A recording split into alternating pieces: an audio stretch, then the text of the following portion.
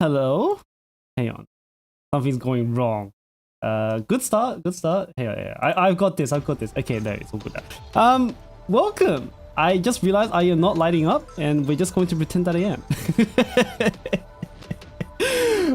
Maybe I should have a different picture of myself. You know what? Let's ignore it for now. Welcome. Good morning, good afternoon, good evening. I hope we're all having a mighty fine time wherever it may be, because today we are going to have our Chesed Grand Assault tournament. This has been a very long time coming. We haven't had PNG, but yeah, I know. But we haven't had what's it called again?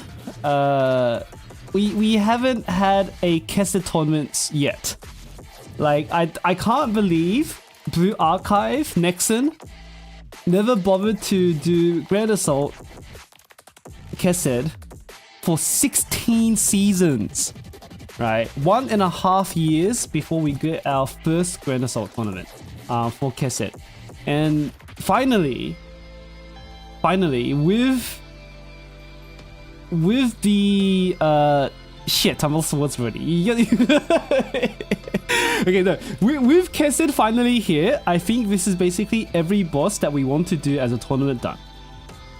Here's the first GA Chesed. Yes, this is the first GA Chesed, which is why it's... Well, is this the second? No, this is the first, is it not? This is the first. This is just straight up the first. Yeah, this is just straight up the first. So that's why I'm very excited to have this one, because the tournament rules, right, were drafted with a lot of the old tournaments, old bosses in mind. So I'm glad that we finally get to see this being done. It's honestly been a long time coming, and with this, our circuit, I suppose, is complete.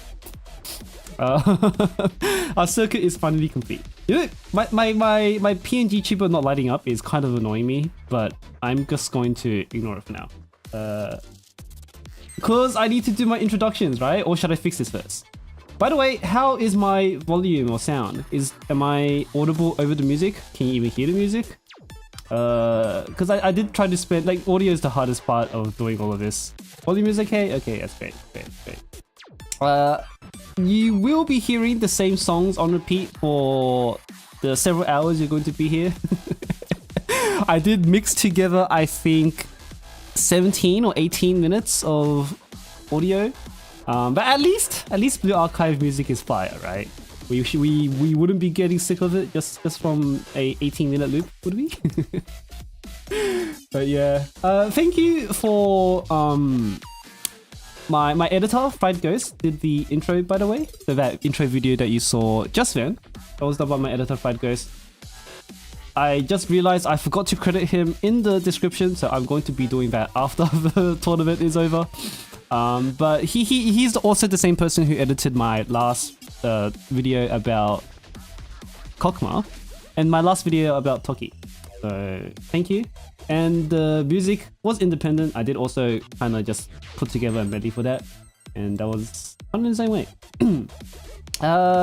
So we have 10 minutes before the game starts, and what I'm gonna do in these 10 minutes is firstly fix my PNG tuber. I'm just going to have myself permanently lit up on the edge instead of like thingy-majiggy.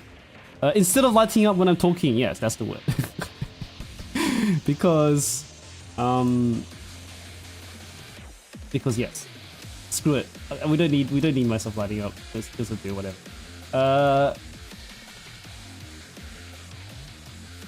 Okay, official PNG tuber now. Let's do that. Alright, and secondly, for anybody who hasn't seen the tournament before or doesn't know what's going on, why we're here, what we're doing, let me actually go through the rules. So in terms of crap, I have all of this prepared and now I'm not. It's scuffed already. Alright, here we go. There we go. Bam. So first things first is that the way this tournament runs is players will go up against each other in 1v1s. Right? Each color will be played once, and whoever wins the best of three colors will win. If they win 2 colors, then we won't need to play the third. If one person wins 2 colors, we won't need to play the third. So it's a best of 3, 1v1, all on Insane. No tournament, because tournament, like, we want to keep the conditions like relatively equal, right? Tournament, I think, would introduce there's too much going on with tournament. I'd say there's too much going on with tournament. So I think it's best, and also the scores are easier to calculate when we're just doing everything on Insane.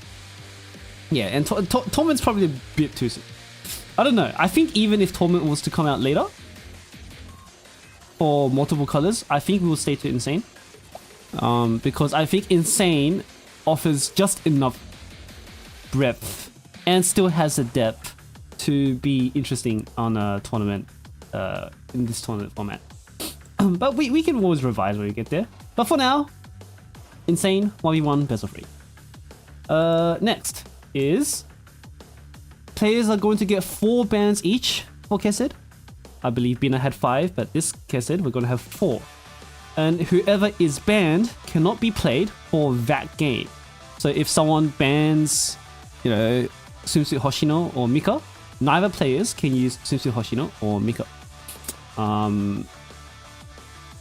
When it comes to Battle Hoshino, if Battle Hoshino is banned, that counts as both forms being banned. So I know last tournament we allowed we considered Battle Hoshino tank and DPS to be different students. But for this one, I think we're going to standardize and make them the same student.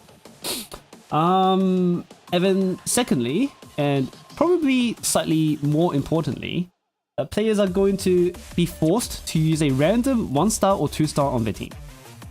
That 1-star or 2-star has to be a permanently available character via the gacha or via as a farmable or via the event archive.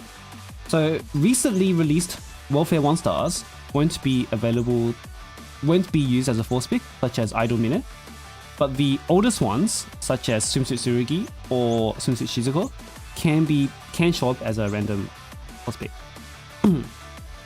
So players must have this force pick on their team somewhere, right? Whether it's their first team, second team, it has to be on their team somewhere. They need to be able to use that student to some level of efficacy without so they can't instantly forfeit with the force pick, right? You can't just make up a random team, go in, instantly forfeit for 1 second, right? You have to be able to use that unit to some degree. Well, you don't have to use the unit, but the team that it's in has to be able to do something. In Chesed's case, right, the conditions are they must have either finished 4 minutes of the timer. Random as in choice, no, random as in we're going to spin it on stream. But but for the conditions what they must fulfill, it must either participate in 4 minutes of raid time, or they open the core once with that force pick, or they complete all of phase 1. So they start the raid from the beginning, and then they enter the throne room with their force pick, right? That's one condition as well. Or they manage to clear 3 waves in phase 2 with their force pick. So any of those conditions, then the force pick is considered successful, I suppose. And then lastly, so the winner will be determined, like in each game, the winner will be determined by whoever has the highest score. They have 15 minutes to get that score. So whoever can complete their run within the 15 minutes and have the highest score will get the point. The players can restart as many times as they want, but once they get a score, they cannot restart after they've gotten that score. So yeah. And whoever gets to the very top through the groups, through the eliminations, will get some prizes. They're very humble prizes. I'm only one person and I'm funding them all by myself. So first place is going to get all of the timed packages. So not the timed packages, the monthly packages. So the monthly gem package, the bi-monthly gem package, and also an AP pack. The second, third, and fourth place will get some combination of those. So yeah, maybe one day if we ever to grow bigger as a tournament, we can have better prizes. But for now, only an 8-player tournament, so we will have some smaller and more humble prizes. And that will be it for the introduction, for the rules at least. The games are playing today, and these are also the groups as well. We are going to have. Hang on. Yes, so these are our players who made it into groups. In Group A, we have Dajin, Leaf, Abstract, and Tsubasa. And in Group B, we have Lewis, Pertuk, Shaw, and Kazutashi. I believe most of these players are previous players from other tournaments as well. So the players who have played before are Dajin, Leaf, Abstract, Lewis, and Shaw. And I think none of these guys are actually winners. Has Dajin won a tournament before? I actually don't think so. But the favorites, I believe, this time would be Dajin. It would be Dajin. So because Dajin has previously come second place or consistent semi-finalist or finalist, but never actually won a tournament before. Leaf as well is a frequent semi-finalist. Abstract has gone to semi-finals before, but they usually perform pretty well in groups. But unfortunately, Abstract has the EU time zone debuff. I'm sorry, EU bros. I know it's like 3 AM or 4 AM for you. Eventually, one day when we start rerunning tournaments, we might start making them more EU friendly. But for the first run of each tournament, I think we've decided that it might be a more convenient idea to have them where NA and Asia can play since they're the more popular region. But we can be EU exclusive once we start rerunning some bosses, right? We'll get there. But Abstract is a champion, right? Clap for Abstract for showing up at 2 AM or 3 AM for a tournament on his end. So good job.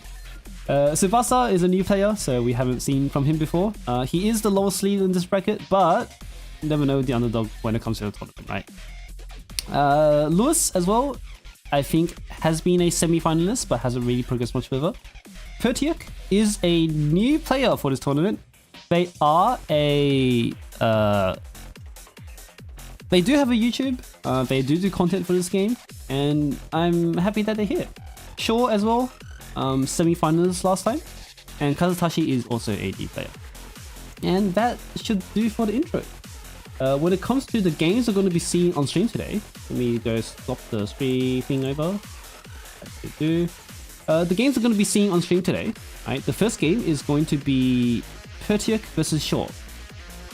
The second game we're going to see on stream today is Dajin versus Leaf. And the third game we're going to see today is Shaw versus Lewis. The Shaw will show up twice, but unfortunately there wasn't really an arrangement that we could do where we could have all unique players. So yeah, Shaw's going to be here twice. And that marks the beginning of... No, sorry, this marks the end of the introductions, and we can just about begin our game. I'm just gonna wait for our... Hang on. Our players have accidentally entered the wrong voice chat. I'm just gonna ping them over here. And then whenever they're here, we can start. Let me just hop over to my next screen. The bands are not done yet, don't worry. I just forgot to reset it. Hello. Oh shit, I should have tested this beforehand. Don't worry, no panic. Okay, there we go. So the first game is gonna be Shaw versus Pertuk. And they are still getting ready right now. I just realized Mido is on screen. He's not supposed to be. Go away, you do that. And I am also still not lighting up. Oh my god, this is scuffed already. Copy this over. Okay. Well, do a PvP stream? Maybe. We'll see. We'll worry about it when we get there.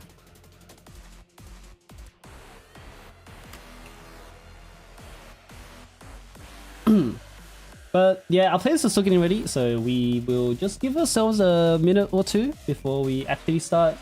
In the meantime, we can, I don't know, make yourself some instant noodles or something, because we're gonna be here for a while. Each game is 15 minutes, and worst case scenario, right, one set can take 45 minutes. Hopefully it doesn't go that far, right? Chesed is an easier boss. So this won't be a Kurokage situation where both players are DNFing for 45 minutes straight.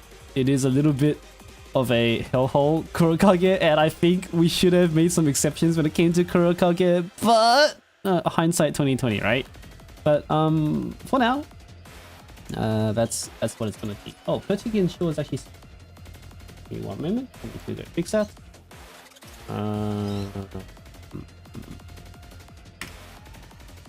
Why is it 15 instead of 10?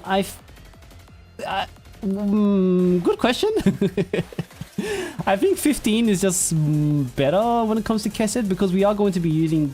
We are expecting 2 teams, and I think it will give us a little bit of flexibility when it comes to this stuff. But yeah. Hold up, why is this not changing? Hello.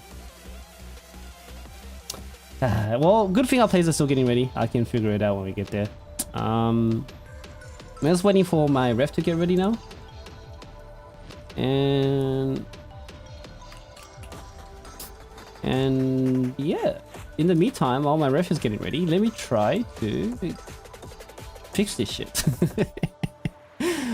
Oh no, I swear, guys, I swear I tested this before, but for some reason it's just deciding not to work right now.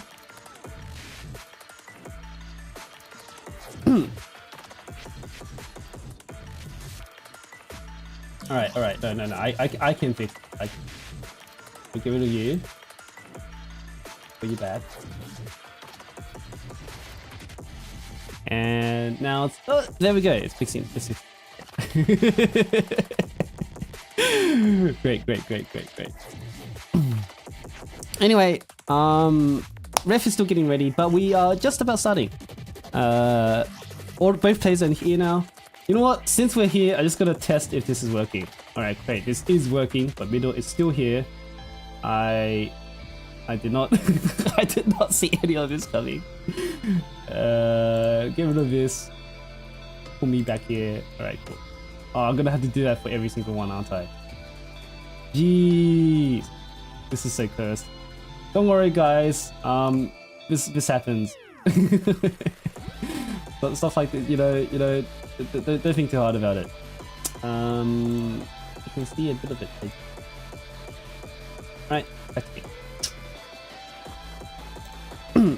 So Pertuk is gonna be our first pick because he has the higher seed, and he will give us the first color. I'm trying to find my sheet, and Pertuk is gonna take us to yellow. So it's heavy, and we are about to do our first spin. So we'll have to go back over here. Alright. I did say it was low budget. I did say it was low budget. And we can spin our first force pick.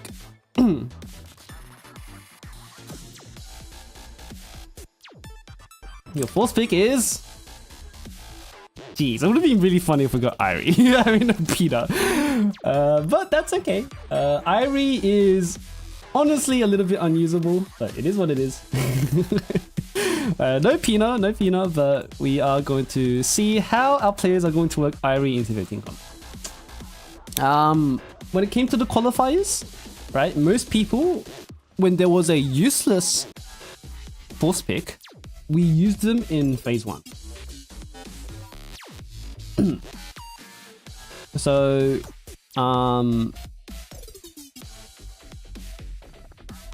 whoa, we're going so fast. Hiyori swimsuit. Alright. So Shaw is gonna ban Hiyori swimsuit. Wait, hold on. So just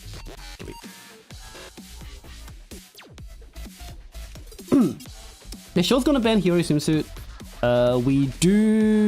Hiyori swimsuit is capable of one-shotting the boss. So I wouldn't be surprised, right, if the strategy for a lot of players is going to be banning basically all of the single target and none of the AoE. Oh no, the Junko ban. Okay. Yeah, so I'm expecting our players to ban all of the single target and none of the AoE. And the Junko ban, by the way, is actually a very strong one because I don't think our tournament players know this, but for those in chat, Junko is capable of one-shotting the core by herself. It's not with one X, with like multiple X's, but she is one of very few students who can kill the core by herself. So that's why she's getting banned here. I'm hoping that we're able to see it at least once in the tournament because it's a lot of fun. It is a lot of fun.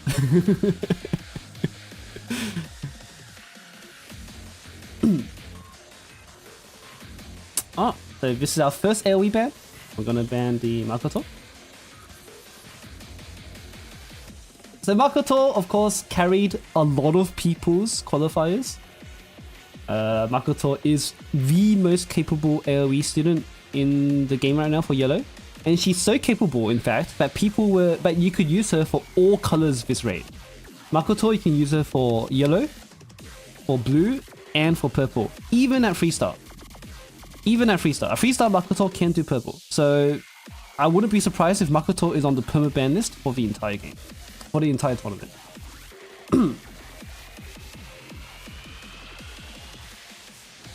Under Heaven and Earth, I alone and the banned one. That is definitely Makoto's feelings right now.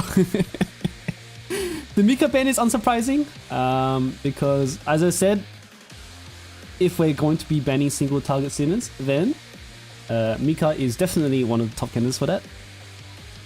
Kazusa, okay. We're really trying to get rid of every single target student here. There are ways to still kill the core. It's not completely gone yet. I still see some potential out here for some crazy one-shots. Oh, Kisaki. Okay. So we're really okay. So without Kisaki, the potential to one-shot the core is drastically lower, but still possible. It will require some combination of Himari and Ako. That's still perfectly doable. But the remaining DPS students are quite few in number, so I wonder if we'll be able to see that. I won't spoil it. If it happens, it happens, but I'm hoping our players are able to cook this up. Hi Kenny. So with none of the single targets here, well, with none of the major single targets here, these are the biggest ones, I think. Our players might be expecting to do this in 2 cores. It was a match that banned all DPS and all defense red units. Yeah, I think that that setup still cleared though. Dress Kayoko as the final ban. Okay. So that is every single major single target damage dealer except for one.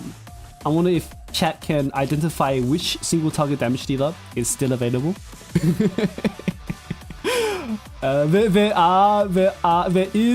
There is at least one more major single target damage dealer. At least one more. Probably 2. I will say 2. Let's see if we can. So our players are going to have their 2 minutes now. The time on screen, by the way, is purely what the fuck? Oh, okay. See. The time on screen right now is purely demonstrative. It's not supposed to be the reflection of the actual timer the ref is keeping. And I also need to fix this because you're not supposed to see that.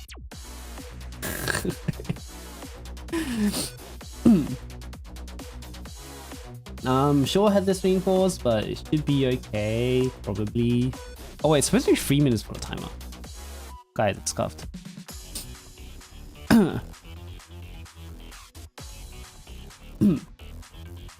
So Pertuk is going to be making himself an Iori team, and Iori is perfectly capable of one-shotting the core as well.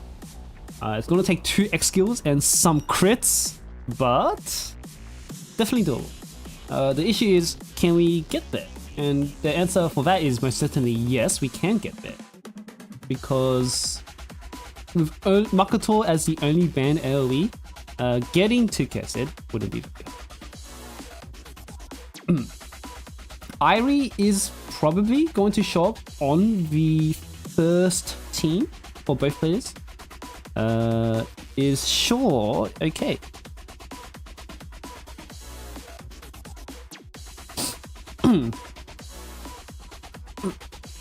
I'm assuming he's okay. There we go. No? Yes? No? Okay, there we go. The Shaw has made himself a Yuzu team with a Dress, Aru, and an Arco. A little bit of redundancy there. I think he knows that. But, okay.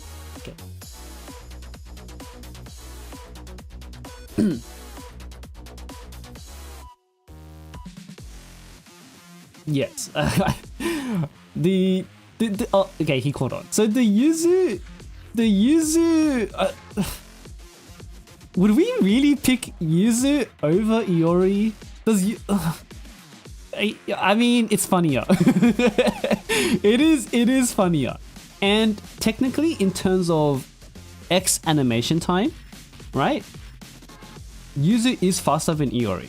So if it comes to the seconds of difference, Yuzu can kill Iori.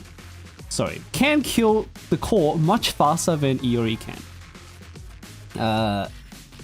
Even if it takes the same amount of X skills, right? So let's see how we go. We are going to see, yep, Irie on both sides. 4. Oh, timer has started. I need to fix this. That's okay. So yeah, we are going to see Irie on both sides for phase 1. As expected, you're not really gonna try to sandbag your phase 2 with an Irie here. Both players bring Nonomi and Momoi and Cherino, which, in my opinion, is the superior setup when it comes to phase 1. A combination of Irie, no, it's not Irie, of Nonomi, Cherino, and Momoi basically covers all your bases in every mob that you need to deal with. Will be dealt. Shaw is going to enter through the door about 3 seconds earlier. Just by the way, it doesn't matter who finishes first. It's about whoever gets the higher score. So it's fine if Pertuk finishes later, even though if he's behind on the pace of the raid, it's perfectly fine as long as he ends up having the higher.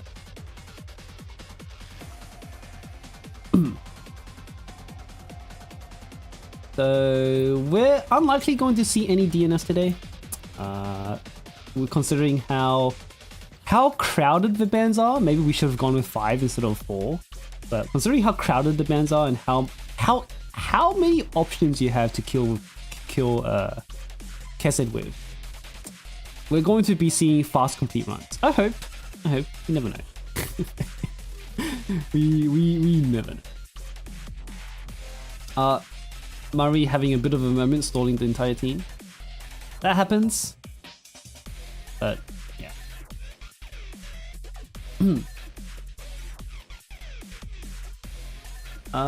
We are good for, yes we are. So Shaw going for the retreat already. He's done 3.5 waves and he left the turret, a drone, and 1 soldier. Pertuk still cleaning up, but he should be following shortly after. The question is, who had the faster phase 1 after all of this? I think I didn't see Shaw's time. I think I was too distracted by counting the waves.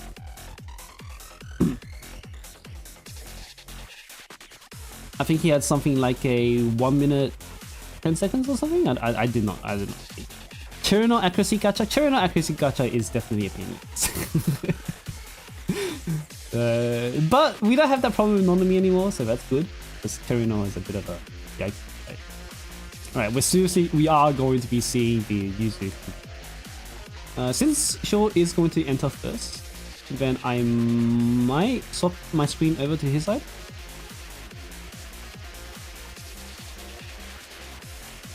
We'll see when we get there. Less about faster phase 1 and more about how short boards we've used. We will see. Because phase 1 does matter, right? Phase 1 can be a difference of, what, 10, 20 seconds depending on execution. But phase 2, if players end up using like very similar teams, then we might only see... like phase 2 can come like within less than 5 seconds of difference. But phase 1 can be like tens of seconds. Very interesting on Pertuk's side with the Karen, but we're going to swap over to Shaw just to see what he does with the Yuzu. Oh, he's got the Maki too. Oh, that's a crit! And if he does this, he only needs one user crit. Crit! No crit, unlucky. Very on. What about for Pertuk? Pertuk is going to reset instantly because he already missed 1 crit. Oh no, okay. Well, the boarding begins, guys. The boarding begins. You know, seeing this, perhaps we should have made it 10 minutes. I think we should have made the time of 10 minutes. Depending on how things go, if everybody ends up doing this very easily, we still can have a last minute rule change for the finals tomorrow and make this 10 minutes. But we will see. Let's get there. Is Pertuk having a moment? Oh, 10 minutes left.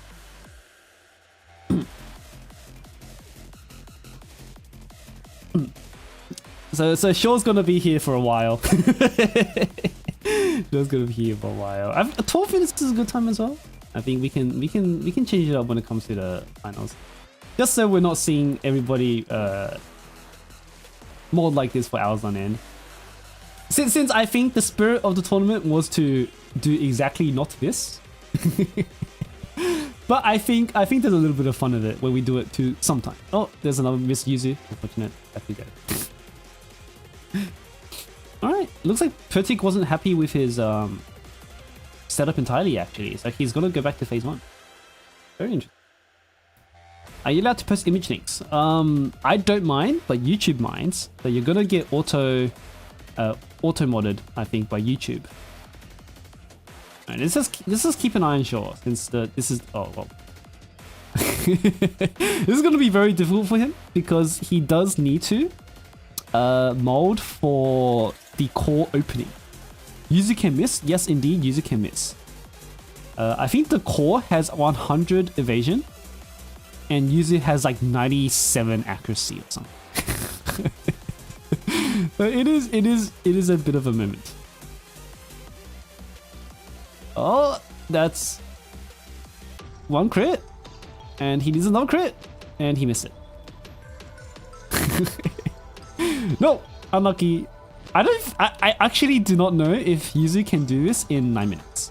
Maybe he'll get lucky once, but it is going to take a significant amount of time.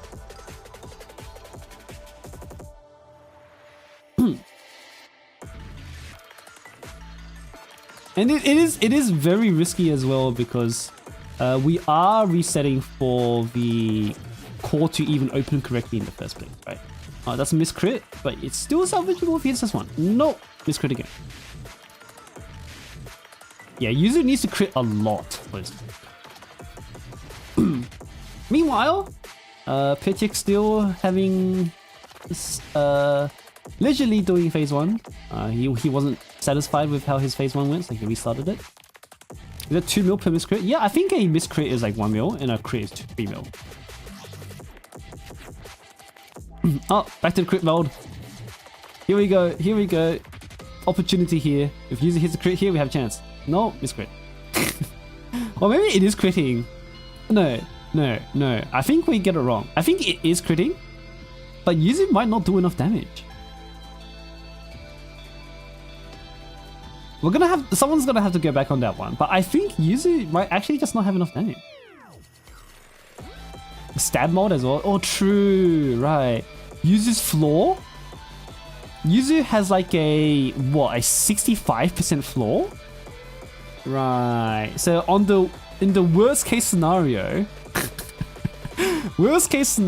it is not great. Okay, so Shaw had a backup plan. He's gonna bring the Maki Kapu carry. A 69% damage floor. Nice. But yes, okay, that does explain it. So that means on the high end, then she crits like 3 mil. On the low end, she'll crit like 2 point something mil. Like maybe even 1.9 mil. That's really bad.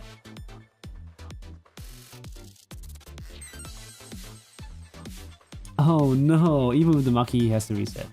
Please, guys. Please don't DNF on the very first round of the day. I was hoping Chesed would be easier than normal. Yeah, this definitely shouldn't be a Kurokage situation, right? We are getting to the front room. We are just seeing the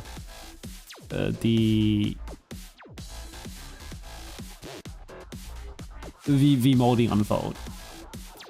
Core open more for Maki Basic to land? Yes. I think Maki Basic does need to land for sure to be able to get this Maki kill.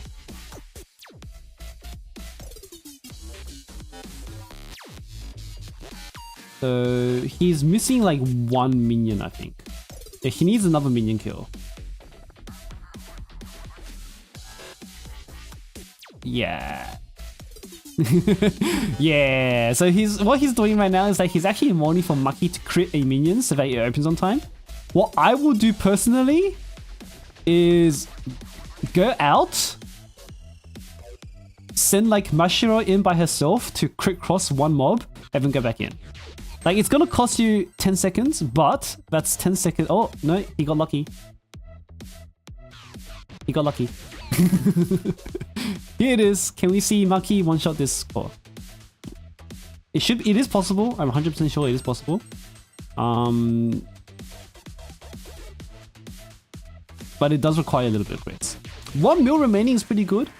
I think at this point, with 5 minutes left, both Shaw should consider running a 2-core solution.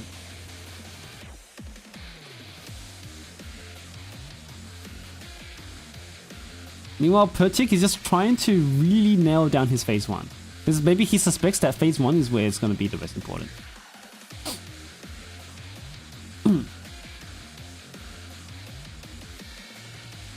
Banning Hasumi was evil. Oh, well, as you can see, the strategy is probably to ban all the single targets to make killing the core much harder. Personally, if I was playing, I would just settle for a very good 2-core. 1 cores are possible, but the time is a huge risk. Alright, let's see if you crit enough this time. Oh, looking kind of close. 100, nice. Huge crits from Shaw. And the first score of today is going to be a very competitive score, by the way. This can get you on the leaderboard. 27.573. That's great. Meanwhile, Pertuk has 4 minutes left to do his own phase 2. But he spent some time restarting phase 1 just for a perfect, well, an ideal groggy setup, I assume. But he might be running out of time soon. I think he's worried because it is an overkill here. Oh no, that's a GG. Oof, oof, no, that's a GG. Oh no. So I don't think he is allowed to restart this, but I think with only 3 minutes left, I don't think he can do this. What I would do in this situation, anyone can restart as much as they want, including forfeiting the ticket and making a new one. They just can't restart after they make a score. But unfortunately, at this point, he definitely doesn't have enough time. For anybody that doesn't know, right, when you forfeit, you don't instantly forfeit. Your students are still going to be active for about like half a second. It's not necessarily unlucky, it is technically controllable. You just have to be very, very careful when you're doing something like that your students are going to remain active for like half a second. Especially any projectiles that are flying on screen are going to continue flying. It's 2 seconds? Oh, okay. In that case, 2 seconds is a long time. it's a long time. It's definitely screwed myself up in real raids once or twice. Right, in real raids, I have especially when you're using projectile or anything that's like fire on the ground. Projectiles are still going to continue flying even when your students are going up the helicopter. And any fire on the ground, like Sire's Poison or Chese's X, is most definitely going to continue for quite a while after your students evacuate.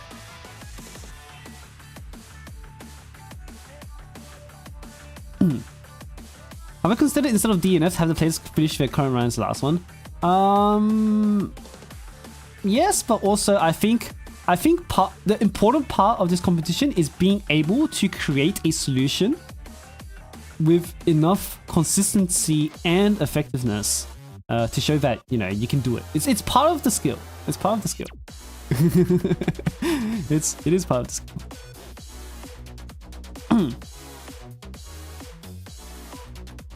And with 50 seconds left, it shouldn't be possible for Pertuk to make a team 2. This is good groggy. 2 minions is good groggy, but he's definitely out of time. I think at this point I would have gambled if I was playing and I was in this situation where I'm over groggy. I would have tried a 1 pound 1 core kill somehow. I don't know how, or maybe not. Maybe not actually. With Mika banned, with Kazusa banned, Junko banned. Oh, a 1 pound Hiyori banned. Yeah, okay, a 1 pound 1 core probably won't happen.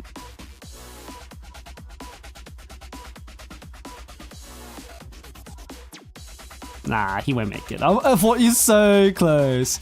I think let's watch him play it out just for lols. But no matter what score he gets here, let's not count it. I don't think this makes it anyway. No, unfortunate for the groggy. GG's. Unlucky.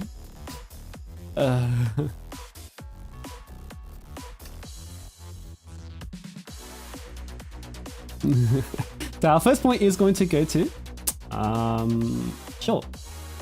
Let me try. Hopefully this works. I swear I tested this.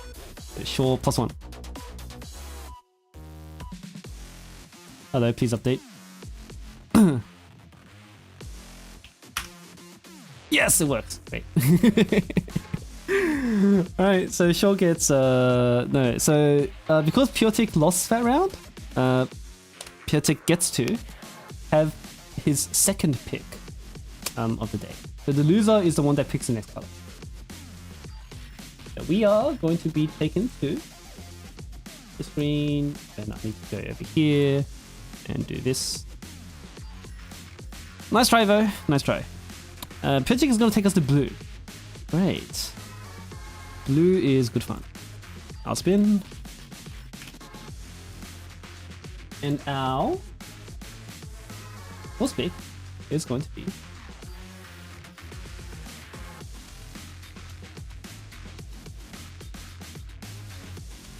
Murray. He is Murray. Also fairly useless. Not much you can do with her, I think.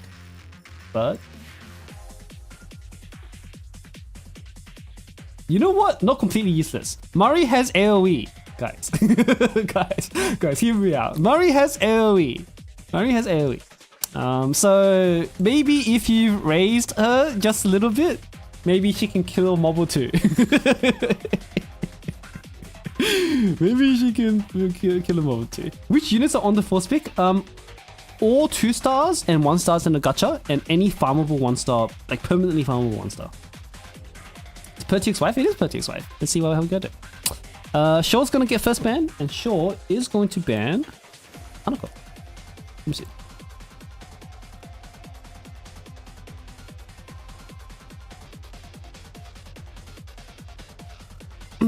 So Hanako is the premier AoE student. I'm surprised Hanako wasn't banned in the last round, even for yellow, because Hanako is strong enough to kill mobs on yellow, despite the resistance. What blue damage dealers are there? Oh, there's quite a lot. There's quite a lot. I think we saw some, in the qualifiers at least, we saw some Maid Alices. We saw some track customies. We saw some... Oh, no, actually, our mayor is going to be Mutsuki. I wonder the strat is actually to ban out the blue AoE for blue, because there's not that many blue single target damage units. Okay, these guys are swapping strategies now. So for blue, it seems like players are opting to ban AoE students.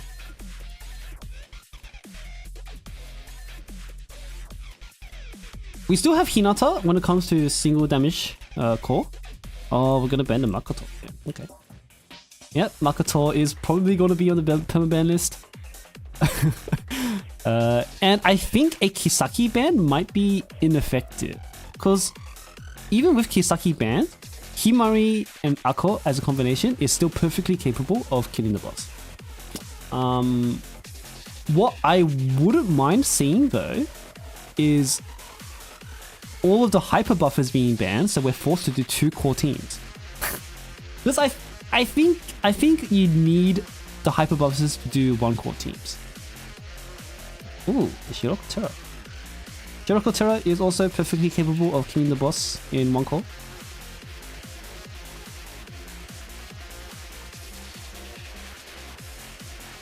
Cherry no ban. I think I think that's a throwaway ban. I don't know about that one. I think the Cherry no ban is just kind of there for the lulz. Maybe Shaw's a Cherry no hater. maybe Shaw's just a Cherry no hater, you know.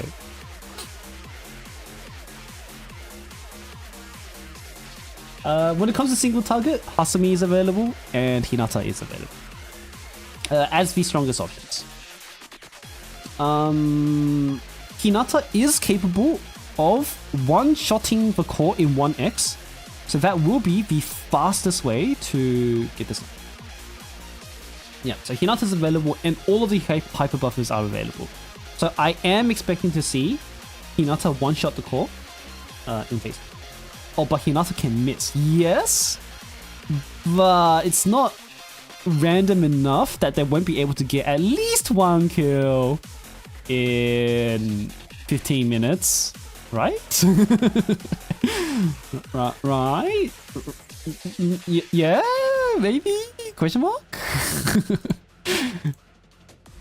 3-minute formations.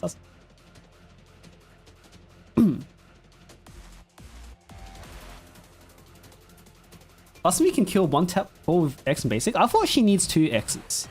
Because if Hasumi needs 2 X's, that is going to be slower than a Hina.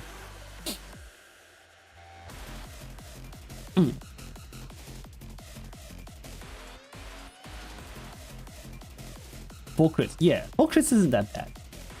The Ichika mobbing is very curious. Ooh, I think if both players decide to do Hinata for phase 2, then I think what the competition is going to come down to is the better phase 1. Because with no Mutsuki, with no Koharu, with no Makoto, right? You need to be able to somehow make a better phase 1. Because both players are perfectly capable of doing the best in slot phase 2, right? So the difference will be whoever has the better phase 1.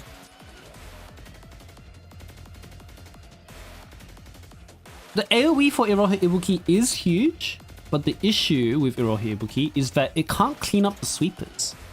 The sweepers are a pretty big deal.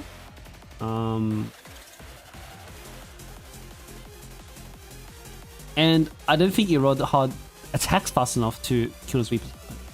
That's why Nutsuki is very strong, because Nia's Mutsuki can kill both the mob and the sweepers at the same time, right?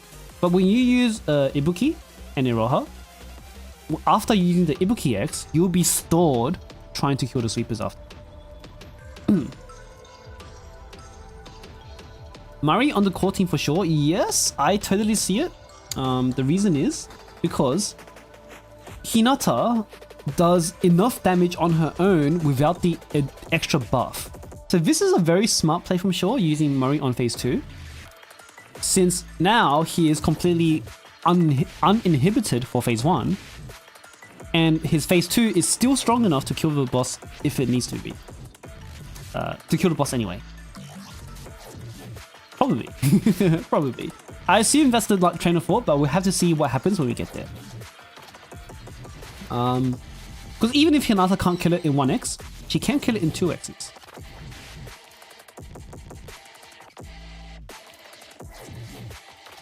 So having Murray in phase 2 perhaps wastes less time compared to using her in phase 1.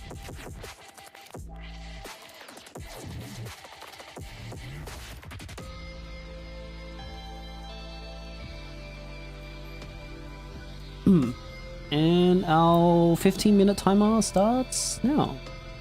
I need to figure this out.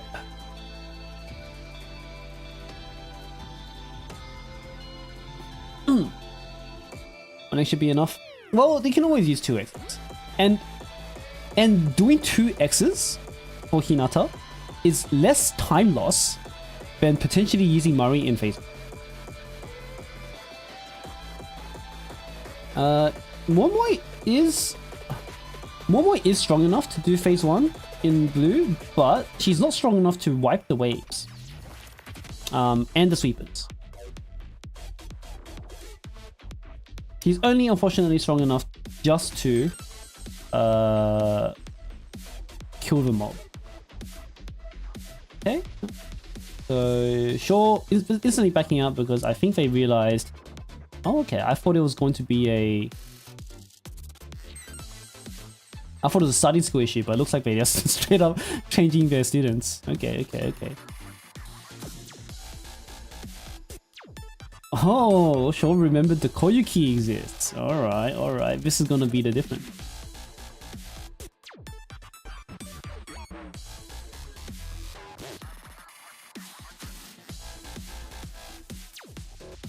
This is going to be the big difference maker. Since Shaw has some actually good AoEs, we've got the Koyuki, the Ichika, even the Boshi, right?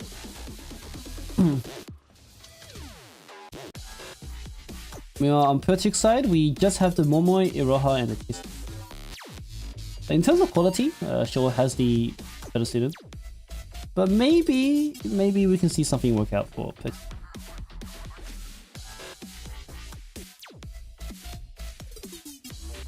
I think in this case, right? I did say what I said about Ibuki and Iroha, but if you're gonna bring Iroha, you might as well use Ibuki.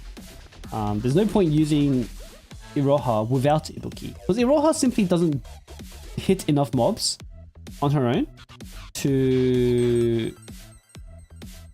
be worth bringing. With Pertuk UK, I'm actually not sure. I suspect it's NA.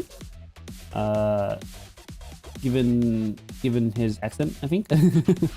I'm not sure. You're gonna have to ask him.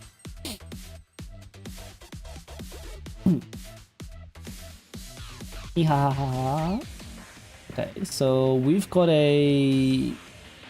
You can see on screen right now. It might be a bit small for you guys, but Pertuk is 30 seconds behind Shaw, despite both being on the first wave here. So Pertuk is going to have to cook up a really fast phase 2 for this.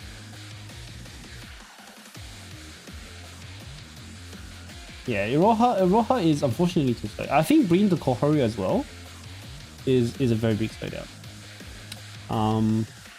If you're gonna go with Striker Healer, definitely Idol Murray is easily the best Striker Healer. Is you going for a restart? I'll show him for a restart. I think he over groggy. Unfortunate. Unfortunate. Thought more people be running Kokona. Murray is going to be better than Kokona because Murray only needs 3 X's for the cost reduction and Kokona 5. Because you're not really getting the Kokona basic. The 100 crits on Kokona basic for the Sams. Maybe you can. Maybe I'm just speaking out of my ass right now. But I think there's probably like some kind of like optimization they've already tried or something. What's the mobs? Okay, how many crits can you get on the mobs though? If it's actually a lot, then maybe Kokona is better. I'm not 100% sure on the hit count there. They're pretty much even. Okay. In that case, it doesn't matter then. Just use whoever's cuter. Just use whoever's cuter. Because like on Insane, neither Murray nor Kokona are gonna die. Murray is neutral armor, but she's not going to die. Insane, we have a lot of resistances.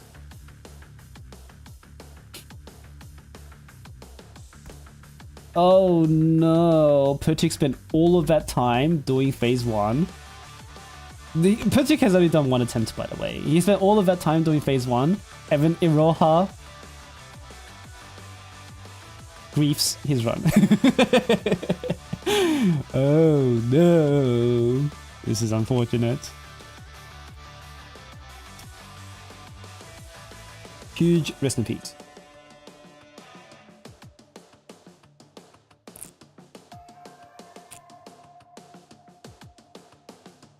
Might I believe? I don't think it's not over until it's over, right? Let's see what happens. Shaw entering phase 2 now. And we are going to see some nihahaha. Because yeah, we never know. Maybe Shaw misses crits for like 9 minutes straight. And then Pertuk ends up doing a so clear, but clears are clear. A clear is better than no clear. So yes. Let's see what happens. Boshi's a bit scary because Boshi can wipe one too many mobs when you don't expect it. Ooh, risky. If you fall for now, you might over groggy. He's thinking about it. He doesn't know. He's counting the groggy actually. Okay, lucky. Don't over groggy. I think probably more than what he wants. Because it is 1 turret, 1 drone left over. I think usually the strat is 1 turret, 1 soldier. But 1 turret, 1 drone is still savage. Still good, if anything. Just a little bit less than optimal. But you don't need optimal to be able to have a valid score for this tournament. You just only need to be faster than the other guy.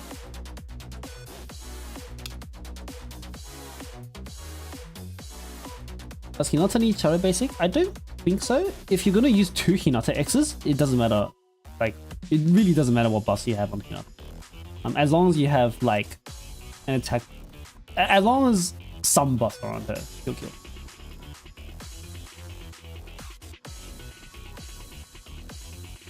No cost down. I think there's enough time regardless. Are we gonna use 2? Is he gonna use 1x here? Wait, hold on.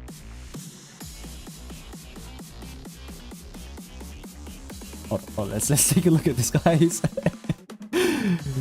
Man, surely I'm confident that he has practiced this. So maybe he's expecting the 1x kill. Instant restart. Yep, he's going for the 1x kill. Well, we will see if Shaw manages to get it. Gets 7 minutes. Meanwhile, Pertuk is still in phase 1. Very slow. And probably a bit rough on his side, but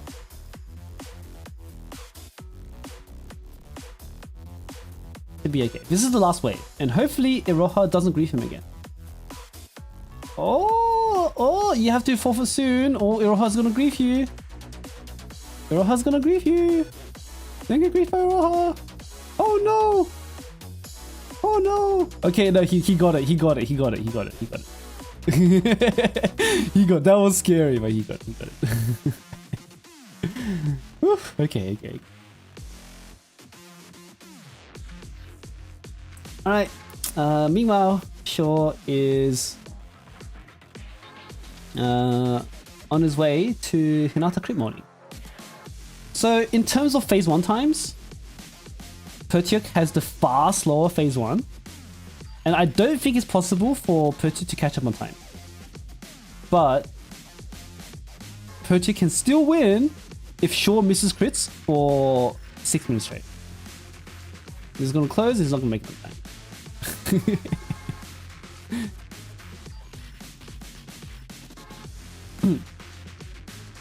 Yeah, so Pertuk going for the, slow, steady wins the race. Shaw going for the hair strat, but, well, it's ironic that it's called the hair strat when he has no hair, but the hair is the one that outpaced the tortoise. But yeah, let's do this. But Shaw potentially could never finish if he's like truly unlucky. Yeah, he gave up. he just gave up. Maybe he just straight up doesn't have enough damage. And Shaw has to have Murray on this team because he didn't have Murray on the other team. Looks like he's replacing Shun and putting Daru in.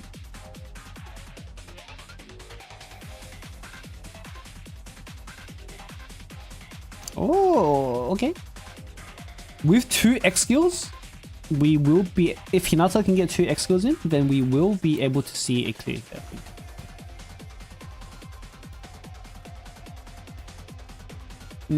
Okay. Pertuk, meanwhile, we should, oh, no, he won't. Pertuk, meanwhile, has the 1x team. This is unfortunate that his first team was quite slow. But let's see. Whether Hinata modding, it's not that bad, guys. It's not that bad. Like you can easily get that done in 4 minutes. Right, right. Alright. Here's a minute. Is Pertuk gonna get the 1 try?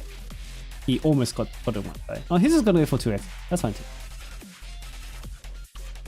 Holy, you missed it! Oh no! Chesed had 1 mil HP and he still didn't kill. Oh no! Oh, that's so dude. Oh, that's actually unlucky. Peak Hinata performance indeed.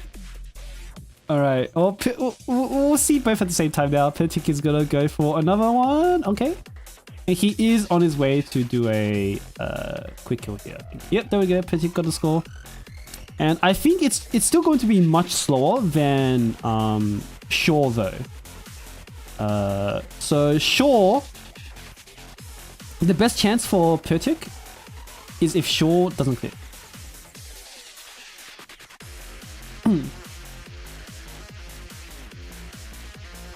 I'm gonna go over to over here.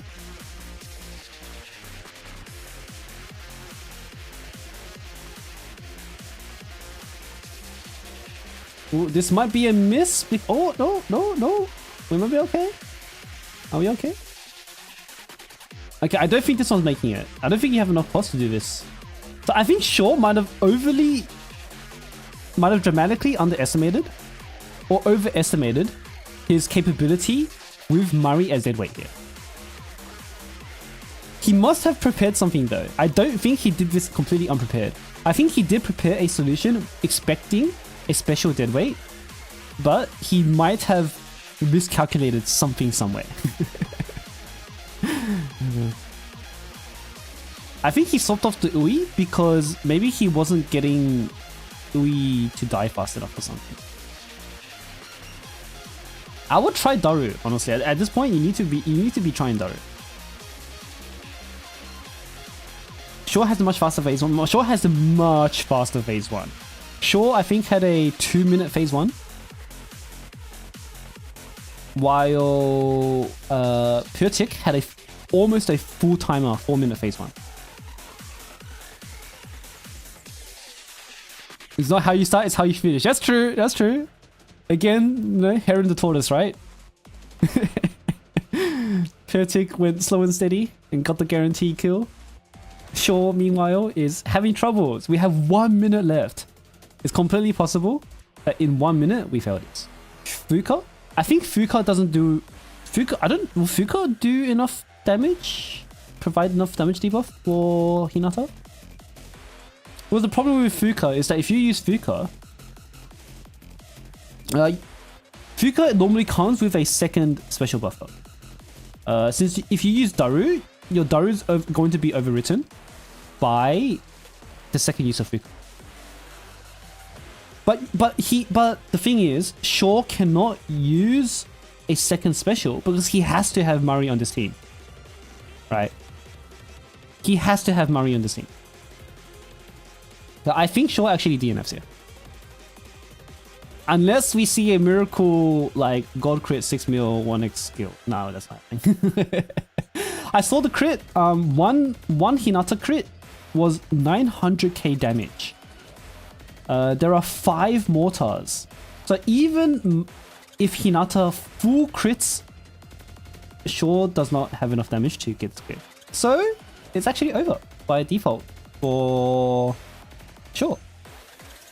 Very interesting way for this game to come out, to play out. Pertuk is gonna go 1 for 1 on Shaw.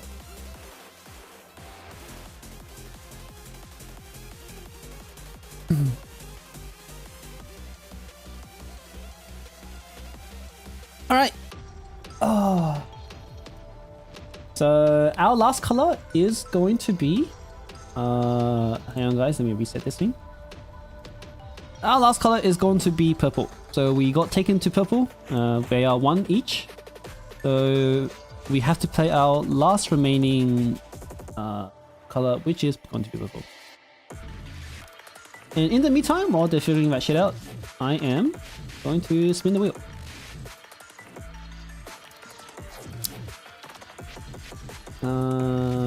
She'll still lead basically if they both DNF. It's unlikely that they're both going to DNF here, but we'll see. We'll see, we never know.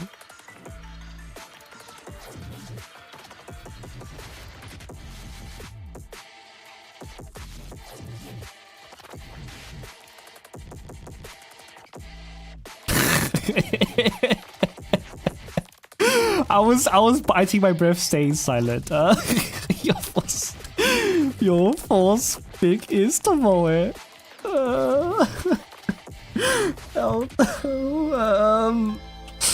You know what? Not completely useless. Not completely useless, guys.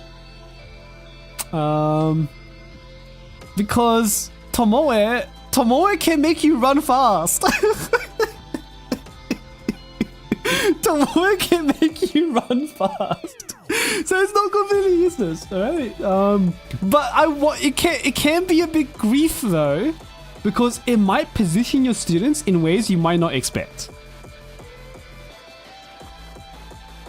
Like it's totally possible that like some student is gonna run into the Goliath's face and get AA to death. You know, we never know. We never know. Tomoe emote. When we have some Tomoe emotes, can one of the members hit us with the Tomoe gaming? There we go. If you remember too, you can also use Tomoe gaming.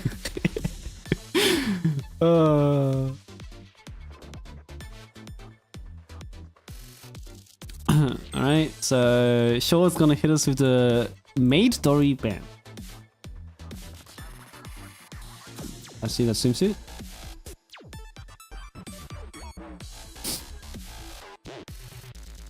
No, swimsuit Hanako. So not surprising bans. It was very popular to ban single target purple. Well, not ban single target purples, but it's very popular to. Sorry. Let me get my words straight. I assume it would become a popular strat to ban single target purples for the tournament, because firstly they're quite unpopular, and secondly, if you did have them, they're a massive advantage. The Yukari ban, by the way, guys, Yukari is capable of one-shotting the core. Yukari can kill the core in 1x. And some AAs. So Yukari X can do like, it will do most of the core's damage. And then if you get lucky with some Yukari AAs, she will do the rest of the HP. Full 50 stacks indeed, yes. You will have to do a 2-wave setup instead of a 1-wave setup, but it is possible.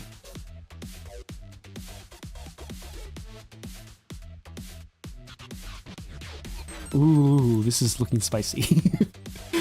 So we still have a few single target DPS available. We still have Momoi. We still have Mika. Mika is not gonna one-shot the core in 1x, but she can kill in 2x's. Thank you for the membership, Summer Snow. Welcome to the Kashinat pack. And then Pertuk is gonna have his last ban now.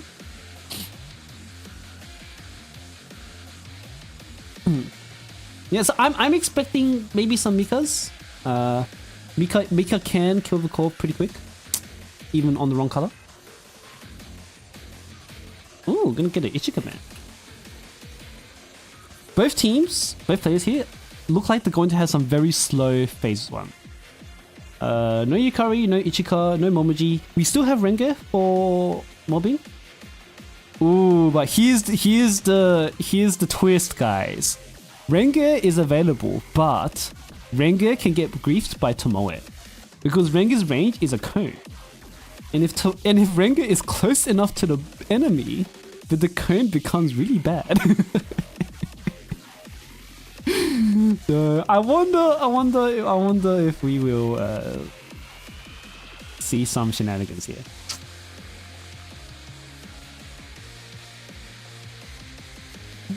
All right. Let's see how our players use Tomoe. Yukari ban, pretty big. Mutsuki is still available, and Mutsuki is perfectly capable of killing purple mobs. So we shouldn't see a problem in terms of mobbing if we're using Mutsuki. We are going to have to pull out the Tomoe though.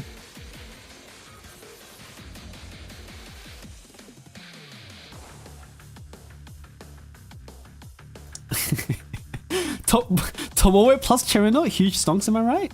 Because Cherino is Tomoe is Red Winter, and Cherino gives you extra cost for every Red Winter student you have on your team. so maybe there's something going on here, you know?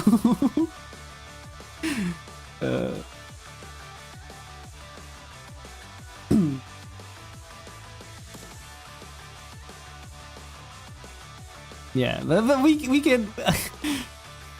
The Hinata. Okay, so Pertuk is hovering over the Hinata clear right now. Hinata is also still capable of doing a 2x clear on purple. So phase 2 is looking fine. Whoa, Pertuk has a customy. You could totally use customy in phase 1. Kikyo, I think, is a bit too slow. Probably Kikyo's probably a little bit too slow. She does damage. Yes, she can clear the mobs. Yes, but I think in like both the animation time and the 5 cost and the range, I don't know. I don't feel very good about it. Kasumi, in the meanwhile, is 1 less cost, has more damage, and she can kill both the sweepers and the mob at the same time. Whereas Kikyo, you might not always kill both the mob and the sweeper. Right?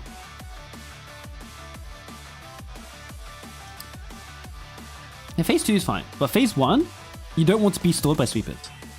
The sweeper store is the biggest, like... The sweeper store is what is the biggest hammer.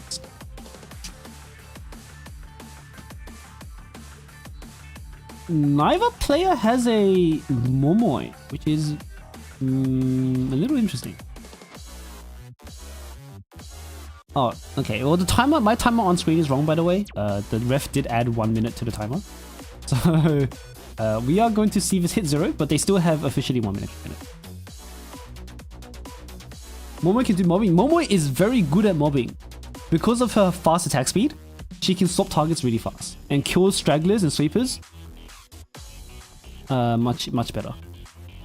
Like being stored on... Is this no borrow? Players are allowed to borrow.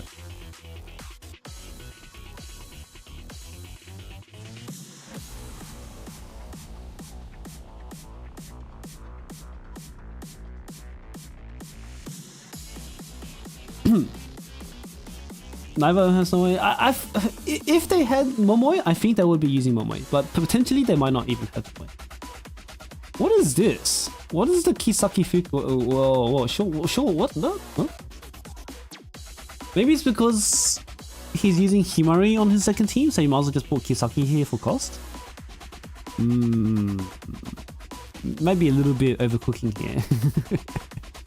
Thanks for the membership, Pedroman. Welcome to the Cashew Nut Pack. Enjoy your Tomoe gaming emote. Smoe is okay. I don't know.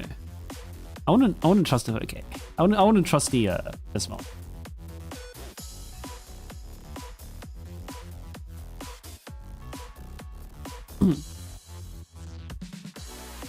Fuka's banned? Oh, Fuka is indeed banned. And he realized that the moment he went in. He got it. Meanwhile, Pertuk is still figuring out his team. He doesn't know what to do. Bit confused here. Pertuk might actually be going for a 2-core kill. Why are you setting this up when you have a Hinata team?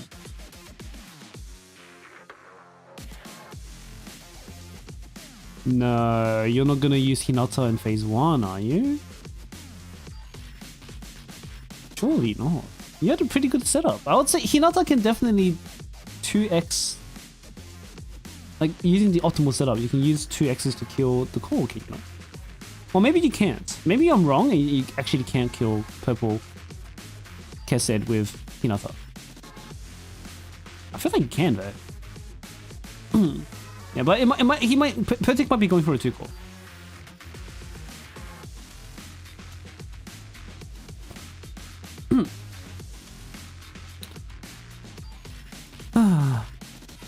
Well, mobbing's on its way, and both teams have Mutsuki, and Mutsuki is very convenient. Stuff. Okay, so I was completely wrong. It does look like Kikyo does enough damage to kill both sweepers and mobs. But not bad, not bad.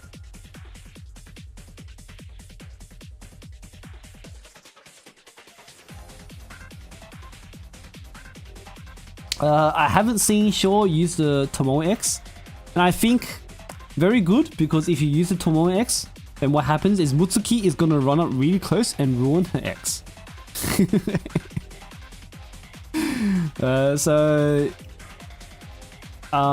Very observant, or maybe, yeah. You definitely don't want to be using Tomoe X when you have a Mutsuki on your team. Tomoe X on last wave. I think you don't even want to have it on the last wave.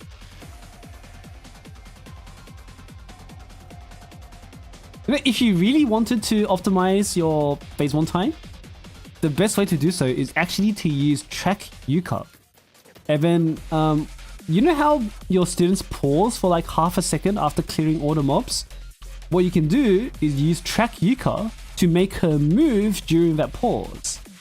So that will save you like half a second or 1 second. It's what the speedrunners do, the actual speedrunners on the leaderboards do to maximize their time. Oh no, Pertuk hit the Tomoe X. He's gonna find out the hard way right now why you don't do that. Oh, maybe it worked out. Mutsuki stopped. Oh, it worked out because Mutsuki stopped to use her basic. Lucky for him. Lucky. He got lucky. All good, all good. We are truly Tomoe gaming here. So it's all good.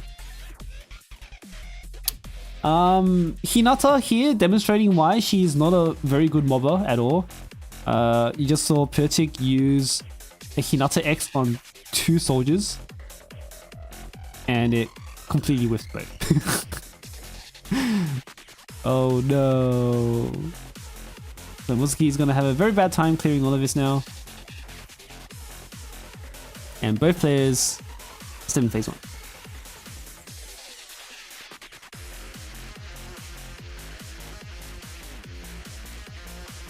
Oh, just barely made it into range. Okay, Pertuk got lucky there. Oh, this Tomoe is working out, isn't it?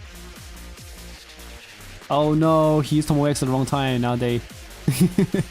That's not much time saved, is it? Or maybe it is actually. Run super fast into phase 2. Zoom. It's so funny. Running fast just looks so funny.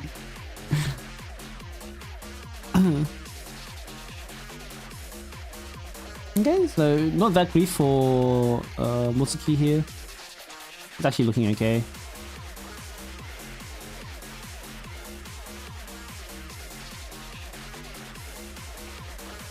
Yeah, the Tomoe might be wasting more time than saving here.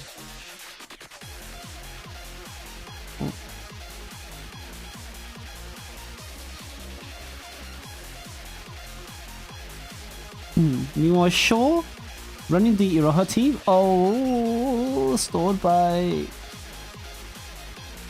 Okay. I think Shaw got through the door faster than Pertuk did. Hard to tell.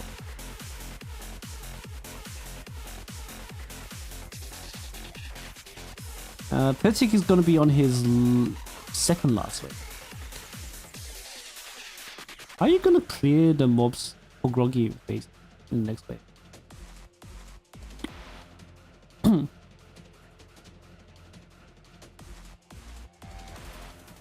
You're just gonna dump in the middle? That's risky.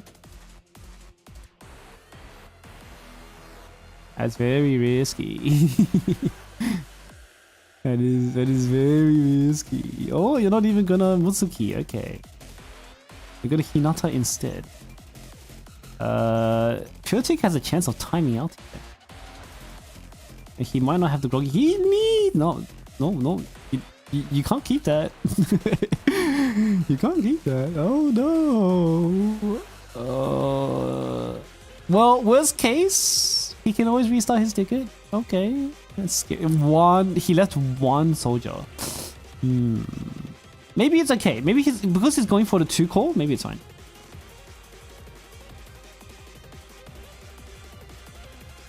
I think if you go for the 2 core, you're looking okay.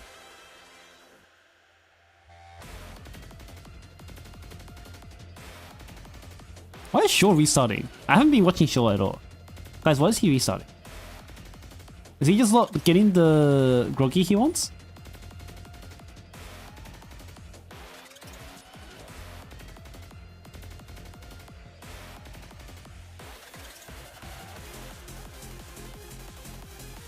Can we even get a 1-core kill here? Moi Moi is open, right? Moi Moi, Chinatsu, and like Ako, Hare, or Himari can kill the core very quick. But maybe both phases like Moi Moi. Show's missing Groggy. Yeah. Groggy is very hard to control on purple when you have no purple buffs.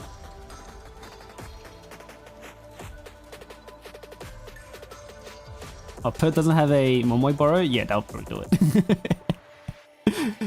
That'd probably... Yeah, but Momoy is a fantastic team. Alright, let's take a look at what Pertuk's gonna do here. So we're gonna get a very fast core open, or not. Never mind! Back we go.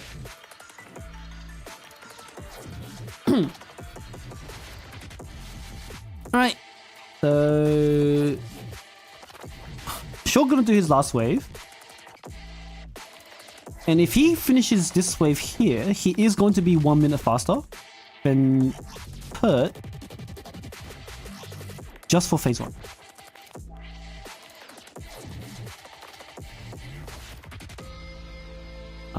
What's the strat here? Can you even get anything done here? It's gonna 1 Boshi X and that's it. Okay, interesting. I think he's just trying to soften up the core. This might be a free core kill.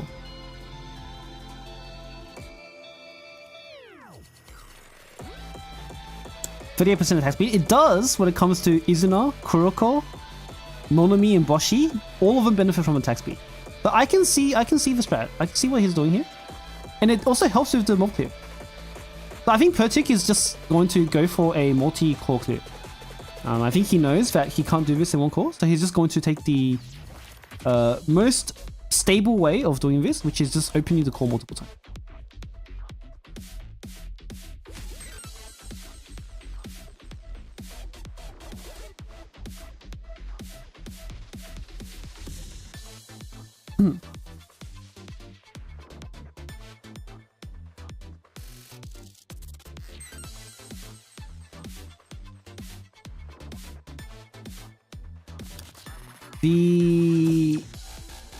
The card doesn't do anything else besides the attack speed though, or tanking. Unfortunately, the core is purple, so we're not going to see the blue effectiveness come in. Akari's buff only works for blue on blue damage. Oh no! The enemies all spitting up like that is super tragic. That's okay though. Did we do that? Oh! Oh! Shaw does have the Momoe by BGG. Look at this. Brrr. It should be a kill.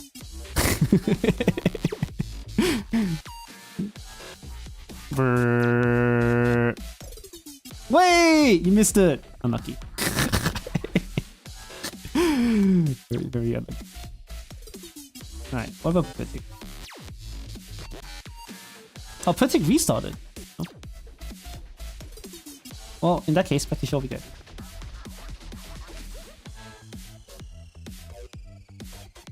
Alright, look at this again.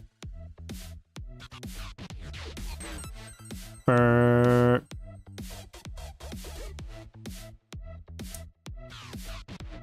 And there should be a kill right here. Nice. I think that's a guaranteed sure win. But out of respect, let's watch Pertuk finish.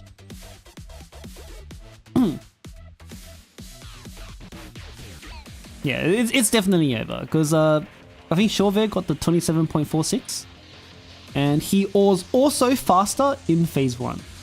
So Pertuk, because he's going for the slow and steady, guaranteed, multi-core clear, I don't think this is going to be it.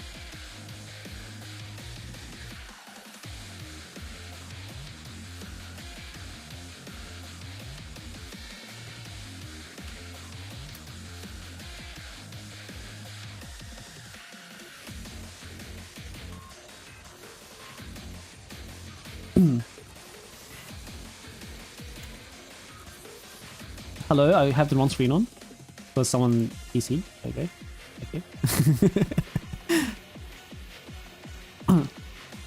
Midori will kill. Yeah, main Midori is faster, but obviously she is banned here, so we won't be able to use her. But even if Midori is faster, guys, Momoe is funnier. Momoe is by far the funnier student, so I would use Momoe anyway. You know, Midori, lame, boring. Momoe, it's great. It's fun. So Pertuk has 2 minutes left to finish, and even no matter what he does here, not gonna be fast finish all. We should respectfully wait for. Yukari blasting is funny. True. Not unreal.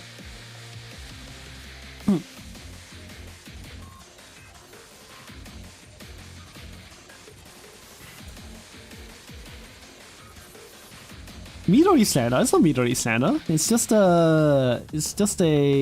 I'm not lying about her. It's just an opinion, bro. Momoe is funnier.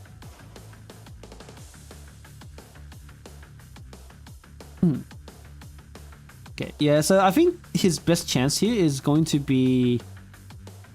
I don't think he can do another call, can he? Maybe he can.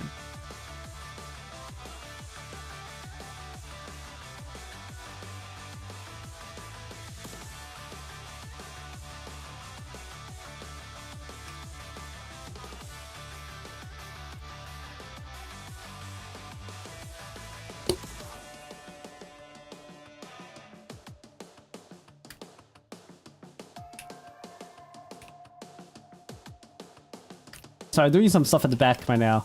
Alright. So Pertuk is gonna go for a 13, which means he's guaranteed to be slower than the other guy. I don't think he even has enough time to do the next one, next team anyway. So it might be over regardless.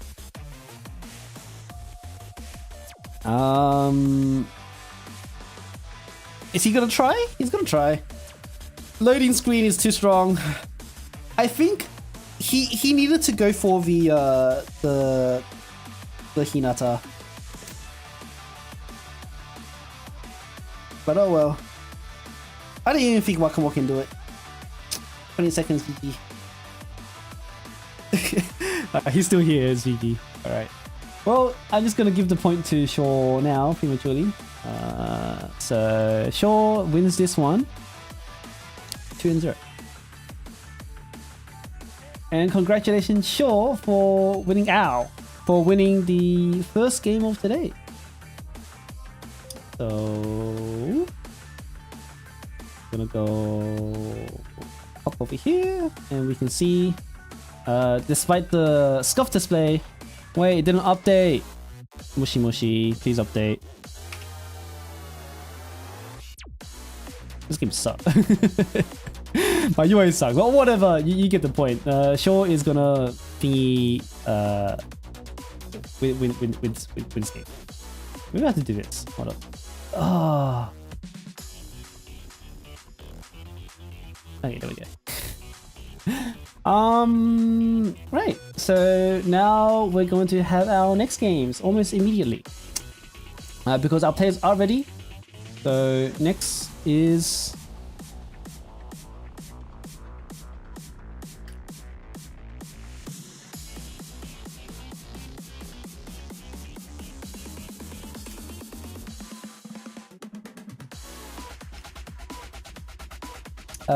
next 2 players are going to be let me reset everything, guys. Hold up. I'm like only half here because I gotta manage like everything. Next 2 players are going to be Leaf and Dajin. So just waiting for them to come in right now. And I'm just gonna edit all of this. Hopefully your updates just in time. Dajin. It's gonna be 0-0. Great, cool. But both of these guys are NA players from NA. They're both regulars in gameplay discussion channel of the official Blue Archive Discord. You guys will see, if you guys are regulars there too, you guys will know these two. They frequent there a lot. And they are now both ready to play. Leaf casually sending a Dajin please be gentle message in chat right now with the you know, have you guys seen the Koharu cat emote where she has her ass up? I'm not sure what kind of message you're sending there, Leaf, but yes, thank you. Let me see here. I'm trying to figure out my stream right now. Watch this. Watch this. What is this? And we should be good. I think I have these two the wrong way around. It should be Dajin on the left side, so let me go fix that right now. And wait. Okay.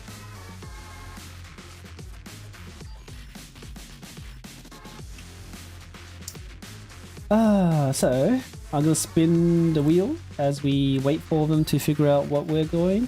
We're gonna be taking blue actually, so we already know. Dajin is gonna take us to blue as first color. So let's go blue, special, and I'll spin.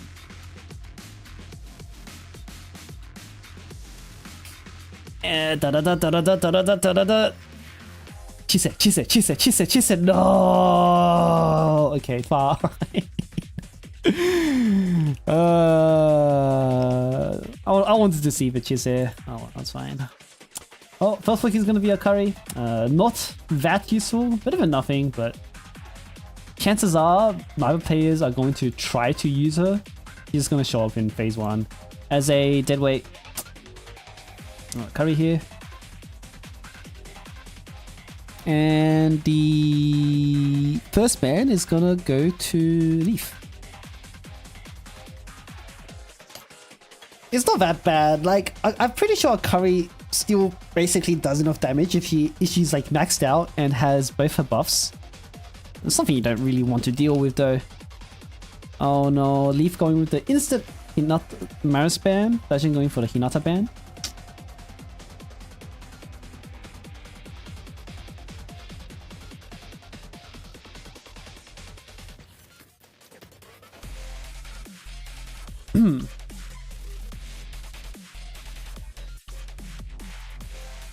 So the Maris insta-ban, Dajin did use Maris in his qualifiers. And because he used Maris in his qualifiers, I think he was the fastest blue score. So no one wants to deal with that. Get rid of Maris because no one else has Maris. And make sure that Dajin doesn't have access to the fastest core killer for blues right now.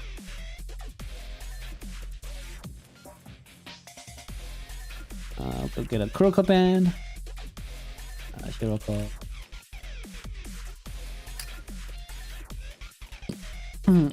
Arguably Hinata is actually faster. You know, now that I think about it, because Maris needs 2 exits. Hinata can do it in 1. So maybe Hinata, maybe I'm wrong about that statement from before. Hold up, I can't keep up. This is supposed to be Hanako. This is a Kisaki ban. Holy, they're fast. I know what to ban. Alright. Leaf going for the bad manners Aris ban for no reason at all. Aris doesn't do anything. And then we have a dress, the New Year's Kayako ban. That's a lot of damage gone.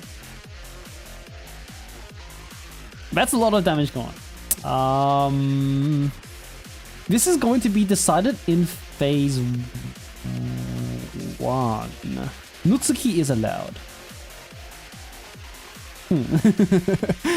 I don't know where this is going to go. Someone in chat said that they know where this is going to go. I'm curious to see where this is going to go. I don't know what to expect right now. I think... What damage dealers do we have left? We still have a Wakamo. We still have... Is it just Wakamo?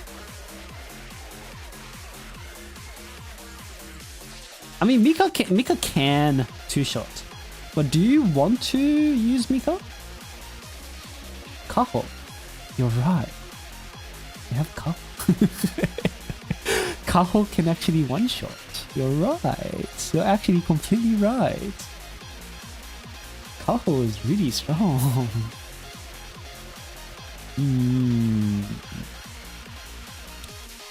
Better need to have it. What the hell? Dajin, what are you doing? Huh? Why are you maxing her X right now? You're just gonna max her X and nothing else? Not even give her levels, give her gear, give her... You're just gonna spend 14 codexes for no reason? Okay. Okay, sure. Yo! I don't know if you guys can see it, but Dajin has his pyro count hidden. He's wait, this white thing on the screen right now. Let me bring out my crayon. Oh, I can't actually. This white thing on the screen right now on Dajin's side is not me. Dajin for some reason is filtering out his own screen. No, we're not allowed to see his pyro count, huh? Okay. Okay. We're on to you, Dajin. We see you hiding it.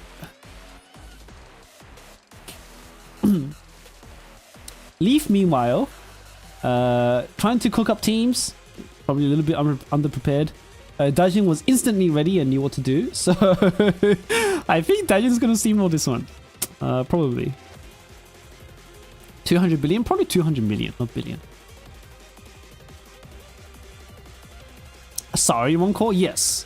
I'm sorry, can one call, but no Nia's Kayako. So I'm expecting a 2 call. Because Wakamo doesn't do enough damage without Kayako either. I am expecting a 2 call.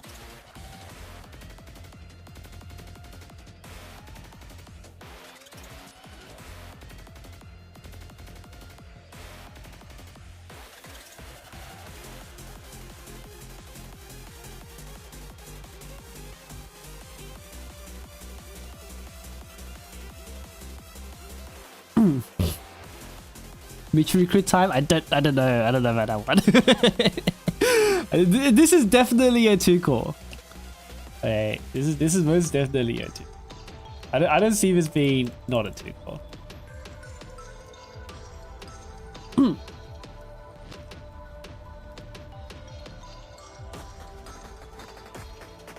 Wait, what happened to Leaf? Why is he backing out already? Oh, he's dropping the Roha?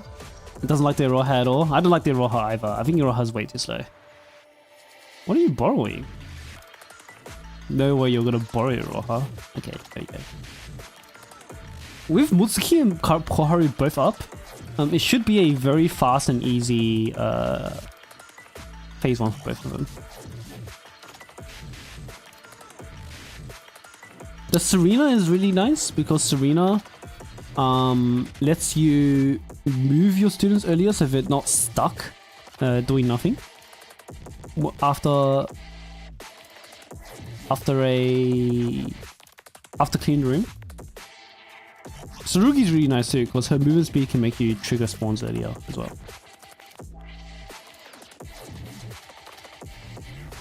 What difficulties is this? Is insane. So all matches are going to be played on insane for this tournament.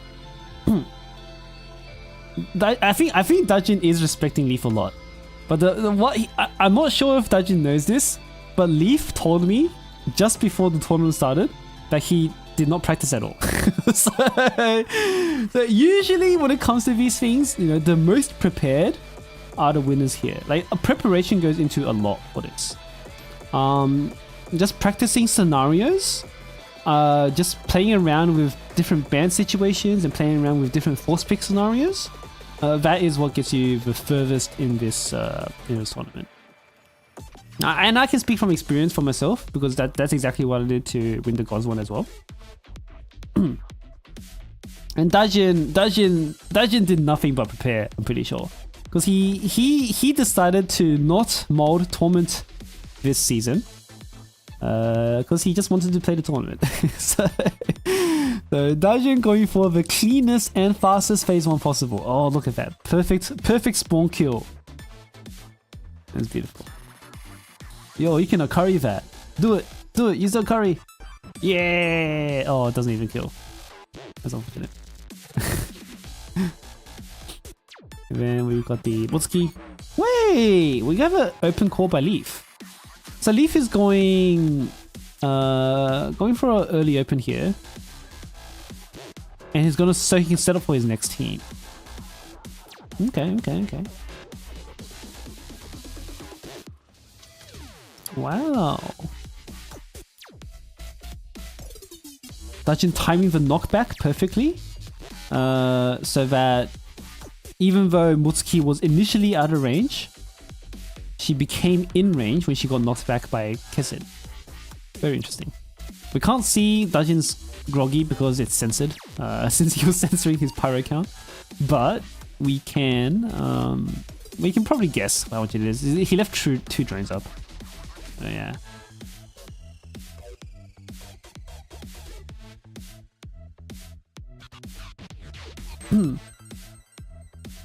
Alright, so Leaf is going to have a 1 core. Oh, Akari is available. News Akari being available means that a 1 core is actually still possible. We've got the Kaho GG. It's GG. Dajin wins. That's a 1 core. Yeah, okay. Akari being available and all of the hyper buffs being up. So we still have Hare, we still have Daru. We don't need the Kusaki for this. Shiroka can do the rest. Kaho can one-shot this. Let's take a look at it. Boom. You need some crit though. So if we're unlucky enough, we might not see the kill. Lol. He might have too much groggy. It is possible though, for sure. But it will require a lot of crits.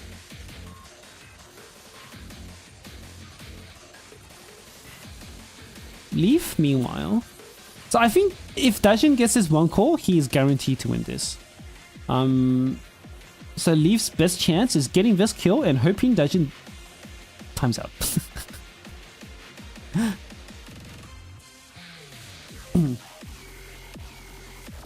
Can't see the HP. Yeah, it's because Thingy has his HP censored. You can still see the millions though. You don't need to see the actual HP bar, I think. Take another look. Yeah, you can still see it as 5 million over 6. So this is a 0 crit situation, looks like. Oh, very close. That's definitely possible. Absolutely possible. You just have to get lucky here. It's actually bolding time. Oh no. Maybe we should have made this 10 or 12 minutes so that we're not bolding constantly.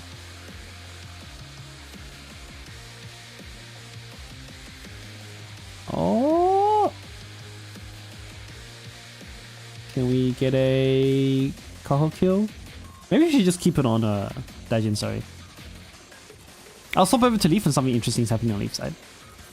Because Leaf is going for probably a 1 or 2 call. He buffed the car. I think the buff on car is intentional. Because he already used Hare on Kaho. So by using Hare on the car can get some extra AA damage. Because he pre-buffs Kaho with Hare. So we don't need to worry about the second buff. It's not going to timeout. Car can AA? The car is attacking, is it not? If it's not the AA, then it's the grenade launcher.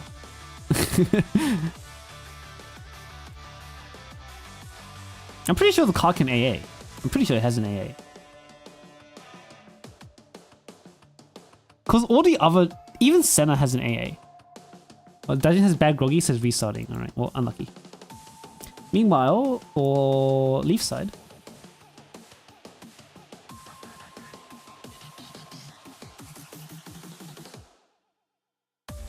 Leaf has what? 3.8 mil HP on that? Can you do a 1 call with that? I think you can. This is going to be a little bit...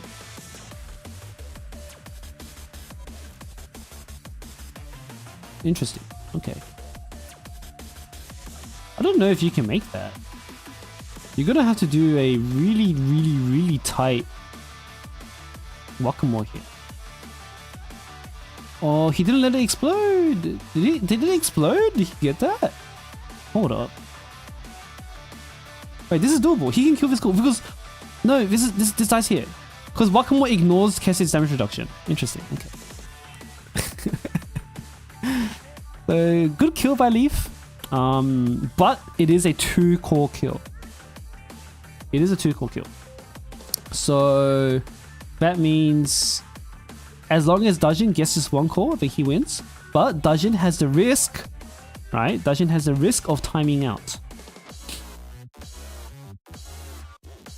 So,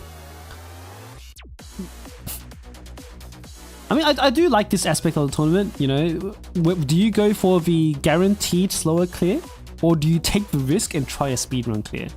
So maybe the 15 minutes does actually enable that. Definitely possible for Dajin to clutch this up and go for a very good kill. Excuse me. Dajin groggy? No, I'm pretty sure he can see he's groggy from his own side. How much minions is that? That's one turret, one soldier, one drone. So I think Dajin can get this now.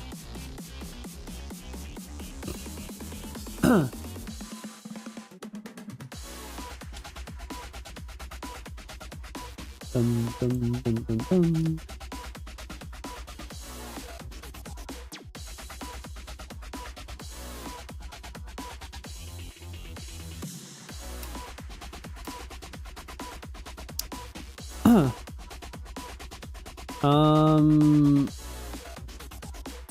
We're going back to Kaho, and we should be expecting a Kaho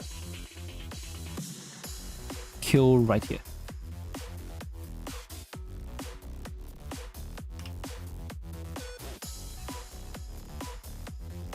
It looks like we open with the... Do we open with the Daru, or do we... Oh, we open with the Akari. Right, because the issue from before was that Dajin couldn't groggy too fast. Oh no, is he gonna do this again? Oh, he's just changing starting skill. Okay, yeah, he realized he doesn't need the Shun. So you can go with like Izuna to help with the tanking a little bit and help with the kills. Because since he takes so long to kill the things anyway, it's a good move to put Izuna instead of.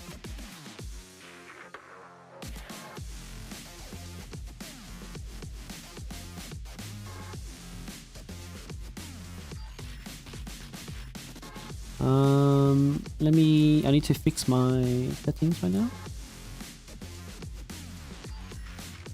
Are we going to see this Kaho kill? Oh, we got the Izuna rotate now for the faster one core. And we can get a kill! No kill! Oh, he got it! GG. Dajin owns that one by a mile. Not even close, I think. So let me bring up the...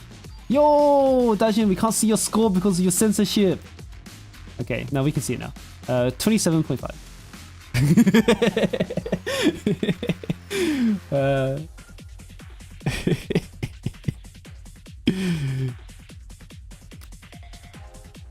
Okay, so Dajin is gonna get the first point for today.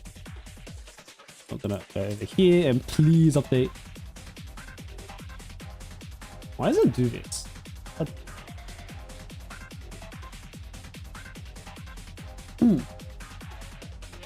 I'm gonna reset this thing.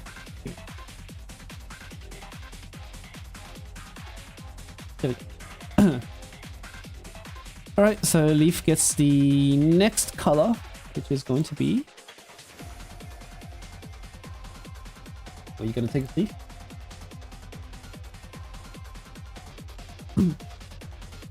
Leaf is gonna do purple! Scary, okay. Okay. I'll spin the wheel. I don't know what the plan is for Leaf. Asuna is a little bit of a dead weight.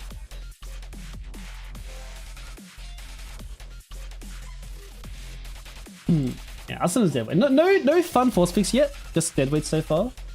But we might, hopefully we see at least one good force pick in this one.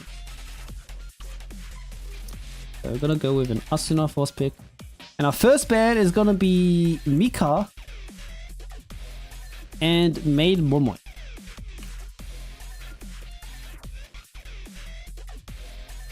We're gonna get a Yukari ban because Yukari can one-shot the core.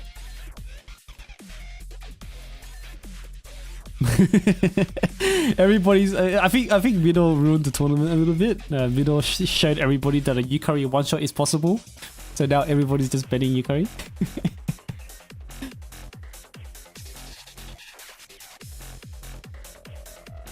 Hasmi's gone, so that's one mobber that's gonna be gone. Another mobber's gonna be gone, so now we're gonna move Hanako. Momoji. Momoji's not even that great, but mobbing is mobbing. I don't think a Momoji ban is worth it because there's a lot of purple, there's a lot of off-color damage dealers that will do as good as Momoji. Because Momoji can only hit the mobs once, so she can kill the mobs, but she can't kill sweepers. Meanwhile, there's a lot of off-color AoE that can do basically the same thing. Right. Midori ban. Are we going to leave Makoto? Leaving Makoto open does mean that all of these AoE bans have been wasted. And Makoto being open means that it's just so easy to go through the raid regardless of AoE ban. When you leave Makoto open, you might as well just full ban the single target. I think that's just my observer. That's just from my observant POV.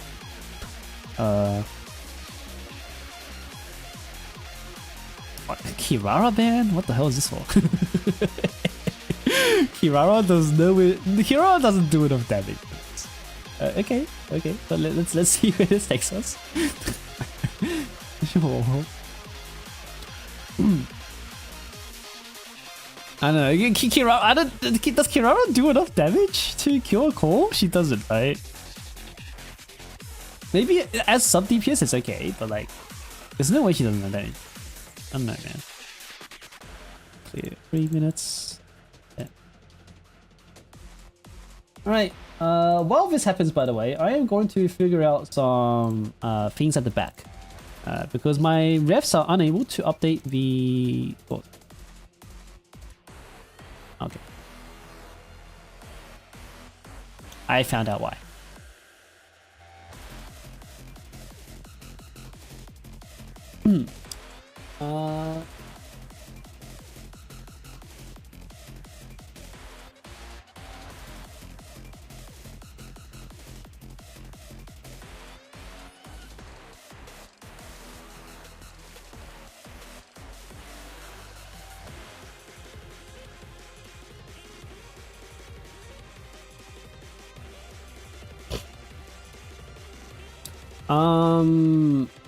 Hang on, what's going on? So Dajin is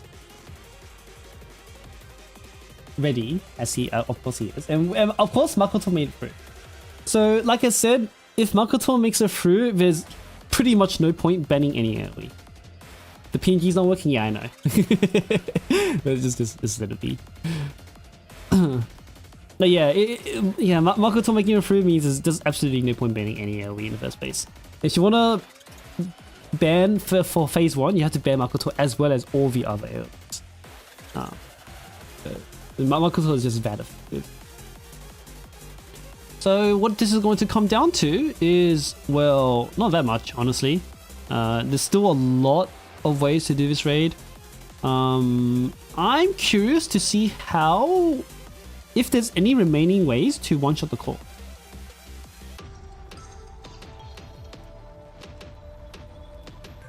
By Asuna, Asuna is the force pick, so they must have the default version of Asuna on their team. Wait a second, Dajin is gonna use Asuna on his core team.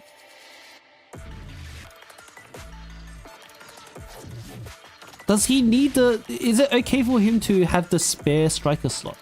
That makes sense to me, because you still have like Kisaki Ako on your specials, and you can always Chare on your Majigi on your strikers. And what you can do is that you can just drop the Shun, have a larger Groggy, like have more Groggy to build, and just sack Asuna, which is what you do with Shun anyway. So that makes sense, actually.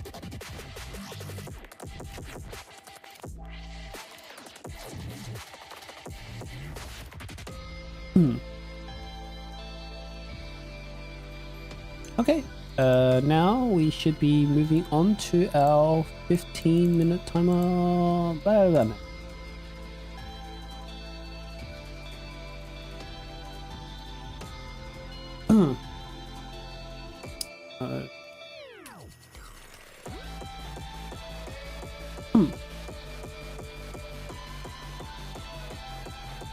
I think, yeah.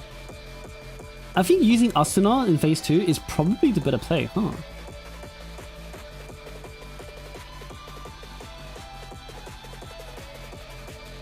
Yeah, oh, look at that Makoto. Beautiful, isn't it? And Tsurugi's just gonna run really far up ahead. Get all this done. And Mutsuki, perfectly capable of clearing everything in one shot as well. But it's really Makoto that like hyper enabled this really fast clear. Because even with no Mutsuki, even with no Koharu, like Makoto will still completely sweep through like everything. Why Kirara ban? I'm pretty sure Leaf is just like blanking out.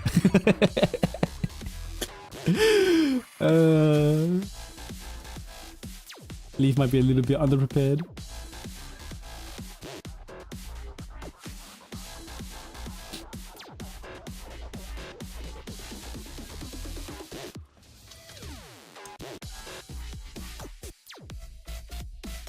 Okay.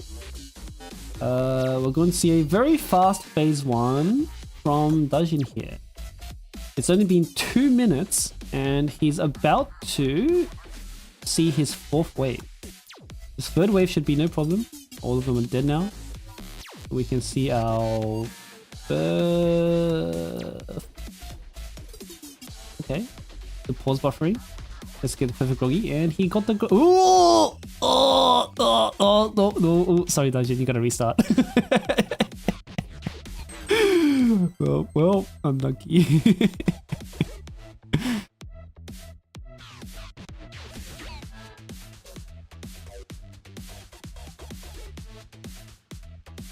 Well, that happens. That definitely happens. Looks like Mutsuki crit one too many times, or Koharu crit one too many times.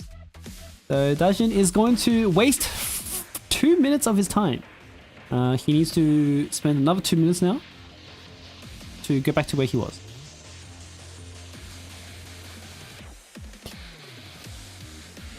Oh, you used so many X's? I think he's just prepared to... I think he was prepared for that to just restart. The safe play would obviously be to use Mutsuki X first, see what happens, and then use Koharu X. But I think Dajin is actually just hyper-optimizing for seconds of time. For one reason or another, I think Dajin is just respecting Leaf a lot. Jokes on Dajin, or maybe Leaf. Leaf didn't prepare at all, so maybe it's a little bit too much respect. But that's the correct attitude that you should be using for going into a tournament. Despite that though, despite Leaf not preparing, if you've been paying attention, you can see that he's been getting very good timings on his X's. And he's getting his setups done perfectly as well. So maybe he did actually prepare. Maybe he's just trolling us, you know? maybe he's just actually just trolling us. He prepared this whole time. Oh, we're going for the Hinata, boys. Let's see where this takes us.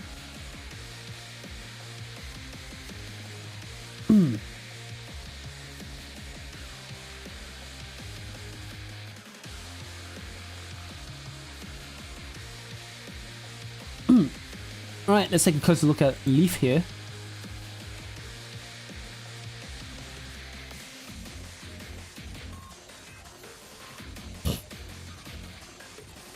Is it an Ichika? We're going for a 2-core then.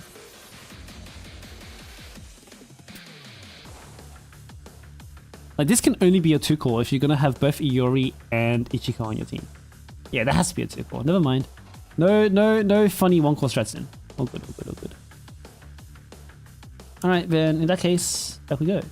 I didn't see Dajin's time. Was it? Oh no, I missed it.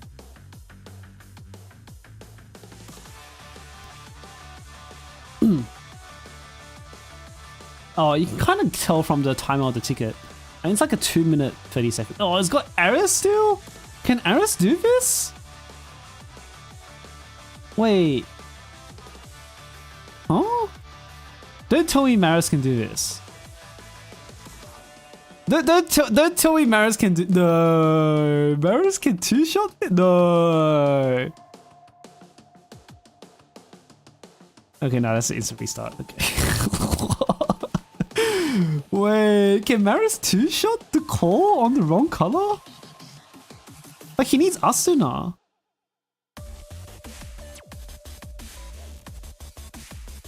Maybe this is just a prep team. He's gonna bring Asuna on his third team. Okay, I think he's just gonna open the core again. Because if Dajin clears here, then he gets a 0. Okay, yep. He's going for 2 crits and then going for a fast wave clear for a 30. Yep, okay. Yep. I see. So both of them have a 2 core clear then. But that's really fast. That is really fast. Meanwhile, Leaf, he needs to hit this Iori crit. Or does he not crit?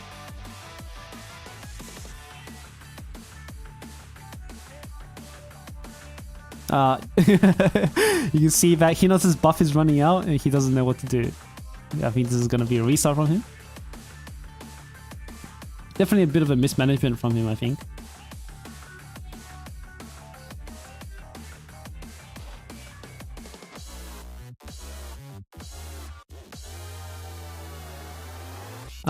For wave clear, on Daijin's side, we have Kikyo, Momoi, and Renge.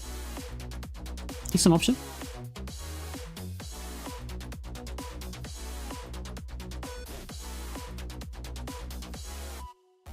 I think if I was Leaf, I'd all in Hinata too. But is he... Oh, he's going for a 3rd core? Like, Leaf's only chance is going for a 2 core.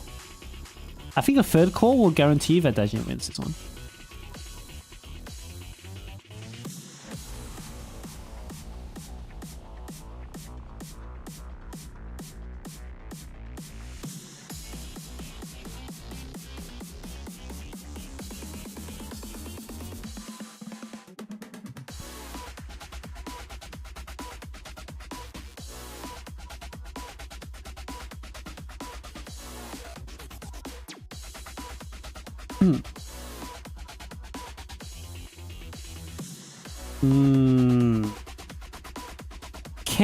I think Kuroko should be able to do the last remaining one, right? Meanwhile, Leaf just restarted. Yeah, okay. Kuroko can easily...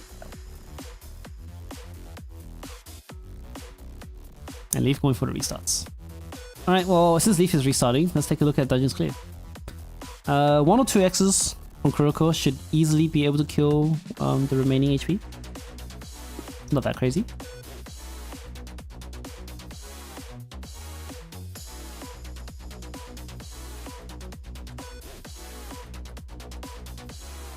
Ooh, we got the Asuna X rotation. Stonks. And then last Kuroko X should be dead. Boom. Easy. Very fast. And what score is that going to be? It is a 27.4. Not bad.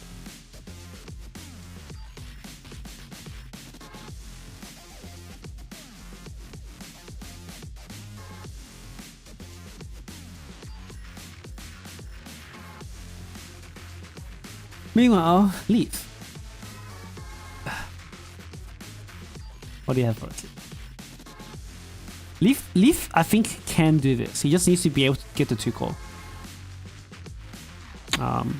Since his mobbing is going to be probably a little bit faster than the 3 team. Oh, well, not like that. Ichika needs to be able to instant wipe the wave. Oh, oh, not like that. Oh no. If Dajin wins, yes. If Dajin wins, then we go to the next set already.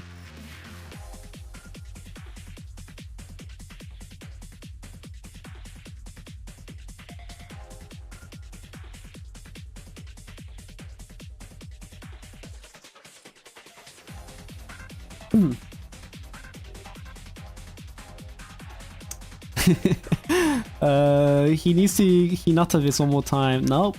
Well, I think that's a GG's. I think that's a GG's here.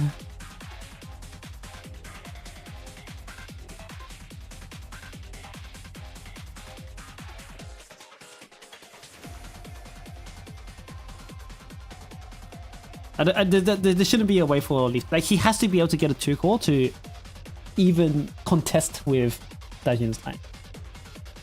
I'm not sure if he knows. Like, the players can kind of see each other's screens, but they're usually too busy doing their own thing to look at the other person's screen. We technically don't have any rules against screen cheating.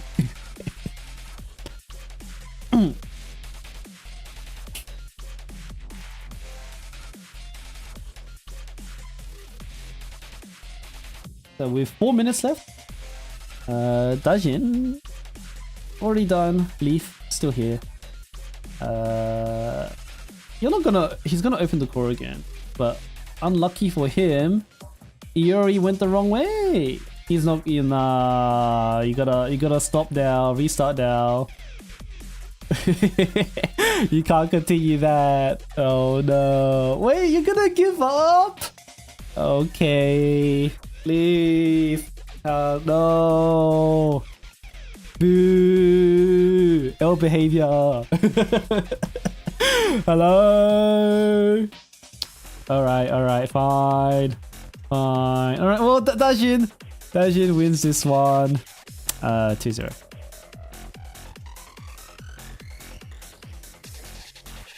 Okay, this thing doesn't want to update. Kind of lame.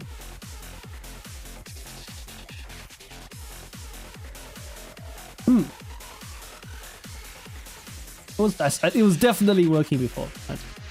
Well, 2-0 for Dajin and Leaf, which means we are done with this set.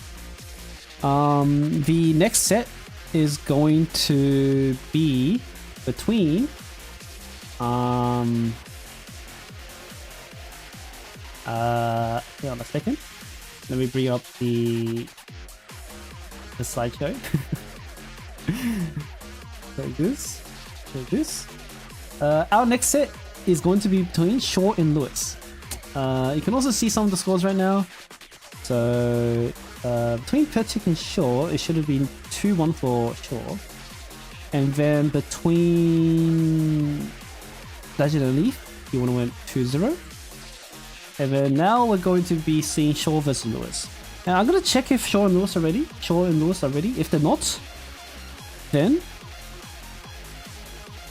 we can take a break. Hello, do we DC?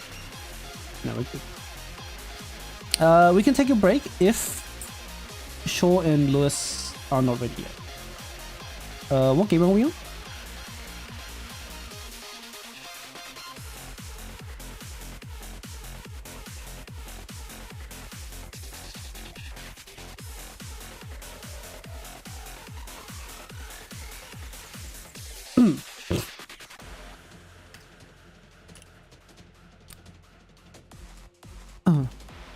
But if Shaw, yeah, I think Shaw and we've got to wait. Okay.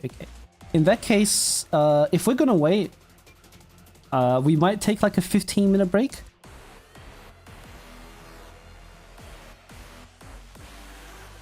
Yeah, let's take a 15-minute break, guys. In the meantime, like, go get yourself some lunch or breakfast, or maybe take a, I don't know, make some instant ramen or something. Go to the toilet, whatever. We will be back in 15. I need some lunch myself. I bought myself a banh mi and I really want to eat it. So I will see you guys in 15 minutes. This next round, we're gonna have Shaw and Lewis next. Since Shaw and Kazutashi is still going, and yeah, we're just going to have Shaw and Lewis. Oh, by the way, in the meantime, Pertuk actually withdrew from the tournament. Unfortunately, maybe he got a little bit heartbroken, or maybe something came up. But Pertuk did default all of his rounds, so that's why his round 3 is finished right now. And when everybody else is on round 2. But yeah, I will see you guys in 15 minutes. Bye! for now. Hang on, I'm gonna make this right.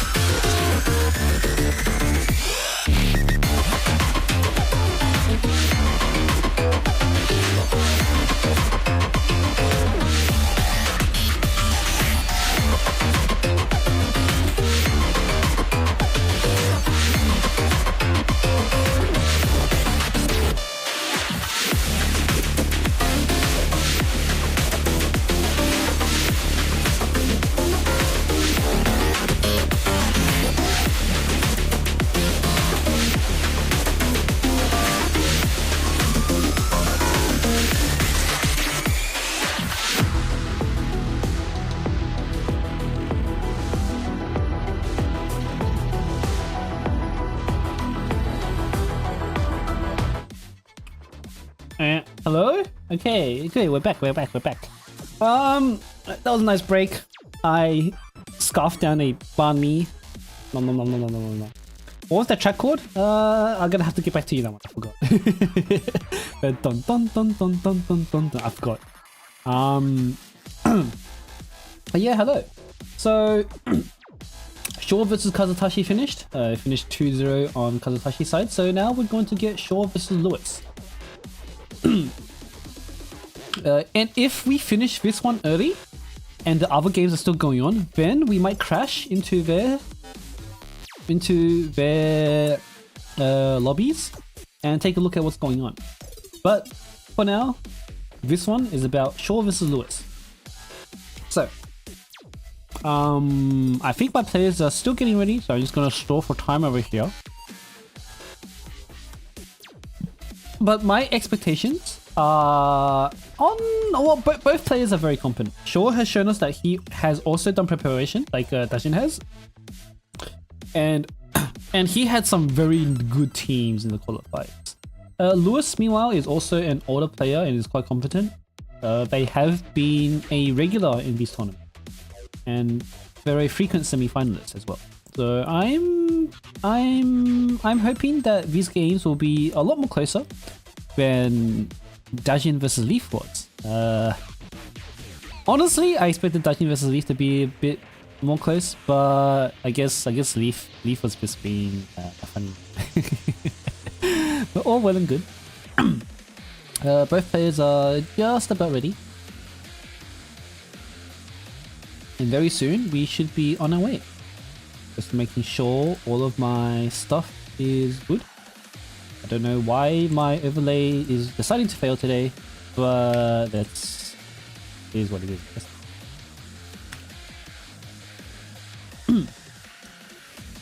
Overlay editor. Yes. I'm just gonna go over to this screen real quick to make sure it's up to date. It is not up to date. That is a tragedy. Get rid of it. Oh, it still says round 1. Has it said round 1 this entire time? That's it. Oh. Oh, okay. Well, that should have changed a while back. Anyway, I'm ready now. I think my players are as well. So we are going to be on our way in just a minute.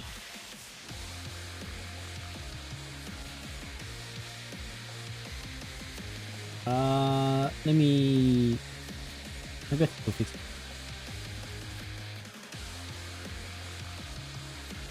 Okay. And Lewis is gonna take us to blue. This is not the correct pick and bans, by the way. I didn't reset last time. Lewis is gonna take us blue. And I'll spin. Up here. I put the wheel up. Put it right. And we are, for our first match versus Lewis versus Shaw, are going to have a Momoi force pick. Interesting. The players were gonna use it. So this is basically a free slot. Because I'm pretty sure in blue. Actually, no, not in blue. Okay, maybe not in blue. But players were probably gonna use her anyway for many situations. So I wonder if this is actually just like a free slot and we're going to be seeing some unhindered teams, right? Because she's not dead weight. She can actually do something.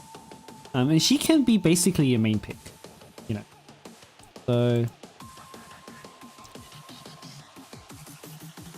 So yeah. First band is gonna be Sumsu Hanako. Next band is gonna be Hinata. So Hinata out of the picture, we're not gonna be seeing a very fast Monko.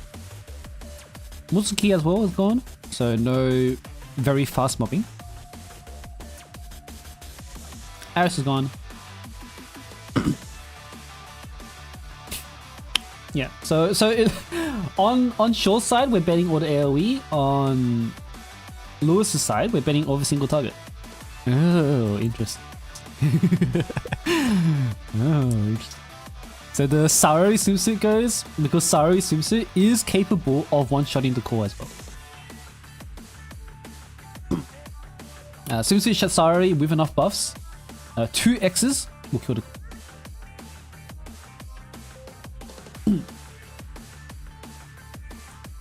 Now we have 3 more bands to go. Next band is going to go back to Lewis, and he's going to ban Makoto. How's every blue DPS able to watch? I mean, it's insane. It has 6.4 mil HP, and we have lots of buffs nowadays. I feel like everybody is just so many characters are. I'm pretty sure I'm pretty sure Wakamo can too, as long as the year's Kayako is up. Cherino. I feel like this Cherino ban is just a throwaway by Shaw everything. He always bans Cherino last, when he's first pick, first ban. I'm not sure if people know this, but in the tournament format, the second ban, right, the person who bans last has the most power.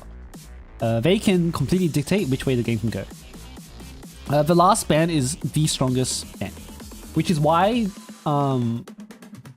when it comes to deciding advantages, whoever, like when we decide that someone needs to have an advantage over another person, then having the last ban is that advantage. That's me trap. Okay. In terms of one-shotting the core, we still have Wakamo, and we still have Kaho. But perhaps neither of these 2 players will have Kaho.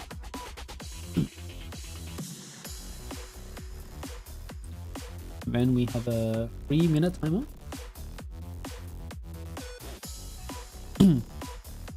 Starting out.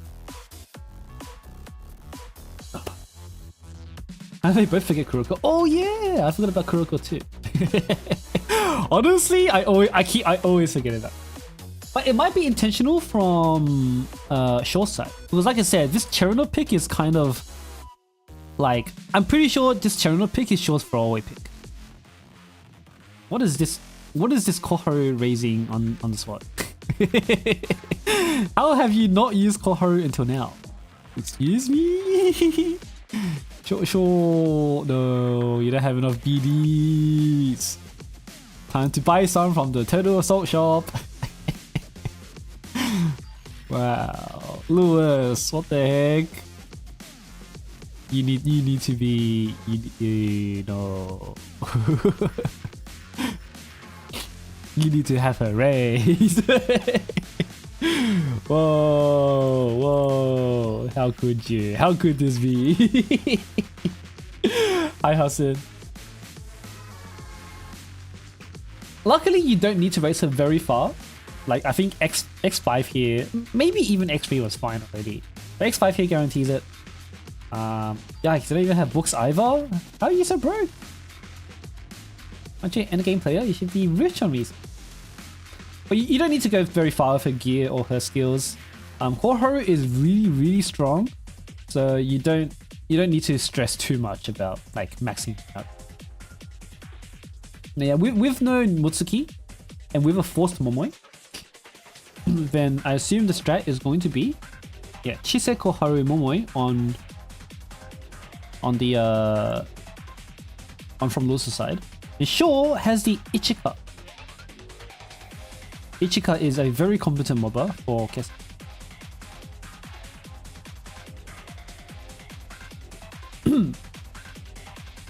I didn't see what Shaw was doing for his phase 2 though, because I was too busy looking at Lewis Razor Koharu.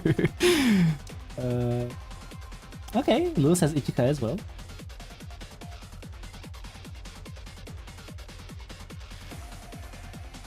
And no Saori, so we'll completely get rid of that Saori. We still have Izuna. Yep, there comes the Chirokotaro. And this should be an easy one pan from phase 2. One call in phase 2.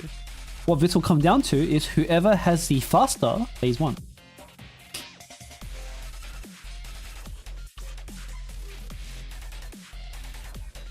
Do you really need Kisaki on a mobbing team? Oh, I guess it'll help. Not really though. Suzu Shiroko is definitely the better play. Junko. You need to have Momoe.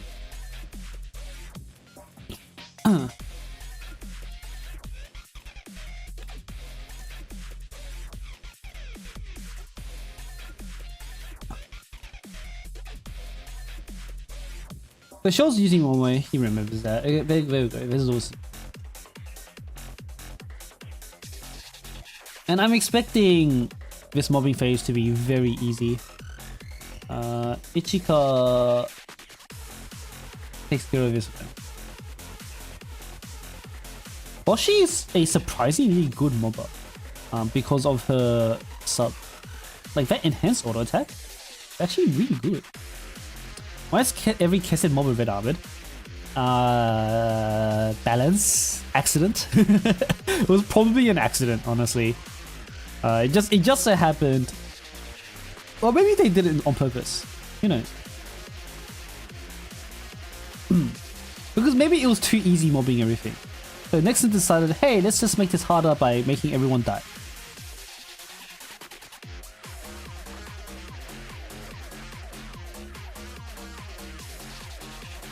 Yo, is Lewis stuck or something?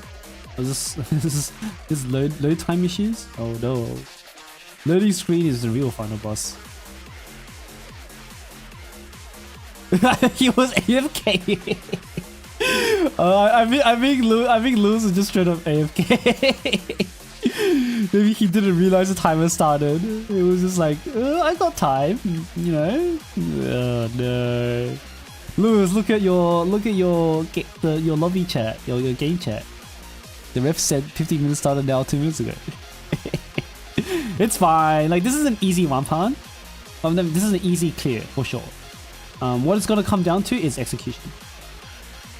Now, I guess the 2 minutes does kind of hurt because that's 2 minutes spent less that you have to optimize your execution.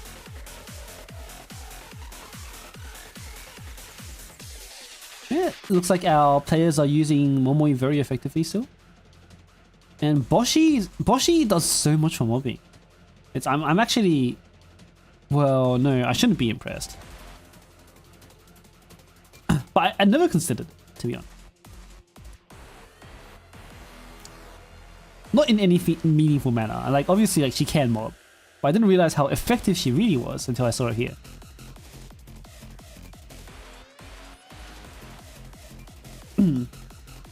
Raw AA. I assume that's with no Sakuraka X though. The Sakuraka X like almost quadruples a day.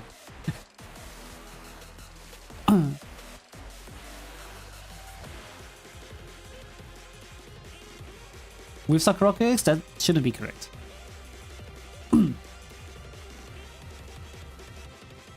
I mean, I'm welcome to be proven wrong, but but that doesn't sound right. Otherwise, people would be using Boshi like that.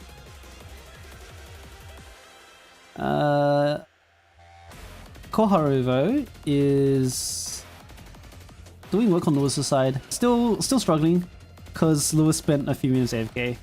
Shaw, on the other hand, we're about to see him get this clear. I hope.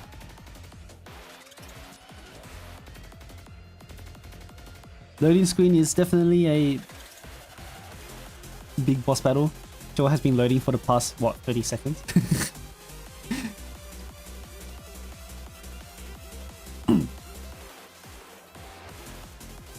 Oh, that was him exiting. It took him 30 seconds to exit the raid? What the heck?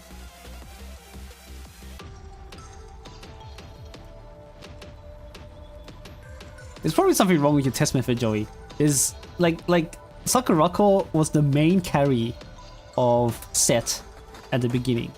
So it's impossible that Boshi is as good as the premier main carry for Set.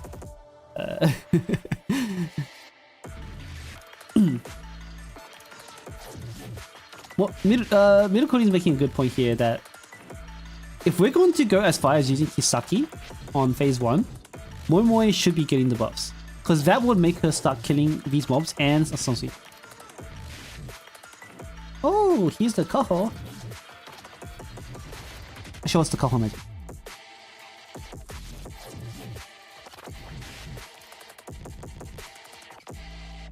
Alright. First Kaho X is going to do some damage. It does actually enough. It's just a lot of crit hit. Okay, that was really fast. That was really fast. Kaho is an amazingly competent character. People have used her on pretty high floors for Kokoma too. I'm glad that we're seeing Kaho being used too. Nice. 30 seconds for the first score. Very, very. So the difference in score here is going to be the difference in phase 1, I'm pretty sure. I think between Kaho and Shiroko Terra, Kaho might be a bit faster. Because Kaho's X comes out really fast, but Shiroko Terra spends like 5 seconds just posturing. Why is my thing broken?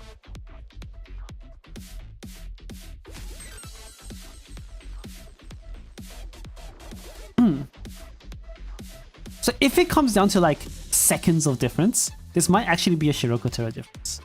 Because, yeah, Kaho's XS is just much faster in terms of animation time. If Shiroko Terra didn't spend so many seconds just doing nothing, then maybe we might be onto something. Look at that. It takes so long for that X to come out. Oh, but you got the damage though. Definitely got the damage. Oh, let's see. This is the moment of truth.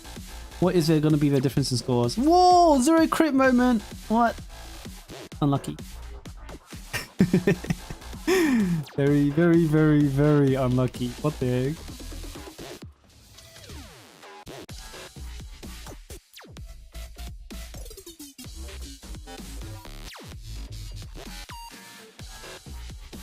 Can it kill in 1x? Don't you... Oh, can it? You need a lot of crits though, right? It'd be very close.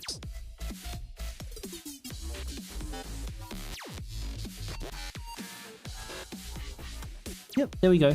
Moment of truth. What is the score difference? This is gonna be 27552. So close. At a 14 or 13k difference, right? 13k is 2k per second. 2k per second. So they were only about 7 seconds apart, right? Let's see, 552 versus 565. Yes, they were about 7 seconds apart. And yes, Lewis actually had the faster phase 2. Lewis had a 29-second core, and Shaw had a 30-second core. So all of that time was phase 1. It was a phase 1 difference. Very, very, very close. 7 seconds is marginal. That came down to execution, and whoever could manage waves better. That was good game, good game. And let me update this thing. Shaw +1. Please update. No. Well, I've got to do this again. This is supposed to be automatic. Alright, then let's go to our next color. Our next color is going to be yellow.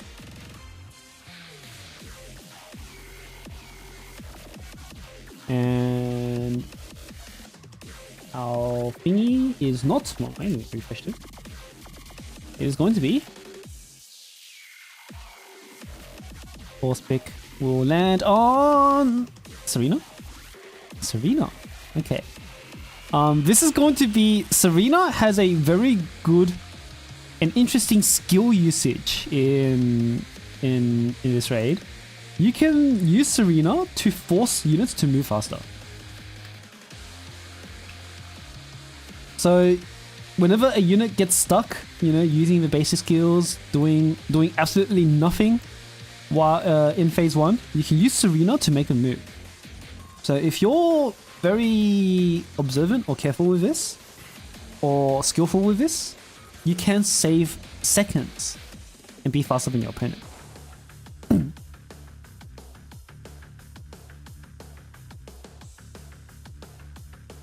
So pretty interesting boss pick here. Ooh, Benny the Hasumi. Oh wait, no, wrong band. It's supposed to go to here. And we're gonna get the Hiyori swimsuit.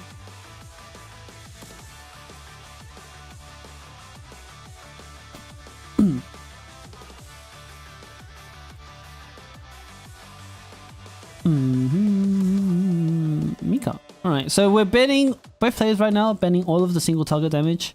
And then we get rid of Makoto, of course. So no single target damage, no Makoto. We still have a few options. We still have... Ooh, Kisaki's gone. Like, there is a lot of single target for yellow that can do this. We saw that... Oh, Yuzu could barely do it. I think Yuzu needs a Kisaki. Because Yuzu didn't have Kisaki last time, right? But Maki can do it. Junko can do it. Kazusa can do it. Oh, Benny Sui. So Maki is gone here. And Sui is going to be the last band from... Shaw. What is Shaw cooking? Where are we going with this? Are we going to... We won't be seeing the Junko. Because Junko needs the Kisaki and the Ui. So this might be a 2-pan kill. Kazusa's deep mood. I'm pretty sure Kazusa can still do it though. I think this might be a 2-core kill. Unless someone has a really smart idea. And taking us to a 2-core kill means that execution matters so much more. Whoever can just manage waves better is going to be the winner here. Dina? Possible. We might see a Dina. That's true, that's true, that's true. Last bit is Cherino. Kinda not what I was expecting. If it's gonna be a 2-core, actually yeah. If it's gonna be a 2-core, then Cherino is a pretty decent band. Because Cherino can help with a 2-core.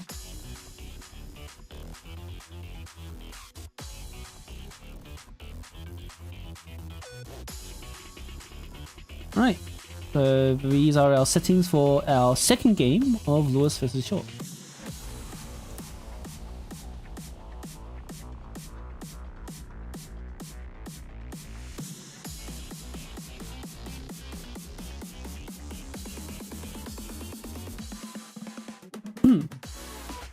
So Momoi is going to be available, so mobbing shouldn't be a problem. Nonomi is available, so no problem there. I think best mobbing situation, yeah, for strikers, Nonomi and Momoi are still among the best options. I wonder what we're gonna do for our last slot though. Tsurugi is a very good choice. I think I would think about Sumire. Or... yeah, Hila could do it as well. The Coconut's fine as well. What do I think about Midori 1-core? I don't know, is that possible? I don't think she does enough damage. Does she? She can definitely 2-core, no problem. I don't think I've thought about a Midori 1-core. Someone has to try. Maybe if she got a Bond gear that increased her attack by like 3000 and her crit damage by like 1,000,000, then maybe she has a chance.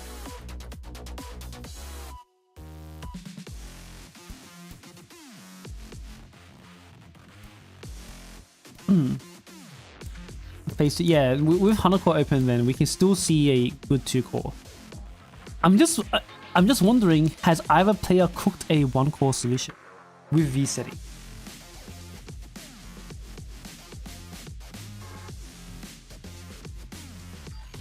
I'll be very pleased to see the 1-core. Doesn't Dina need the Kisaki though? Maybe not.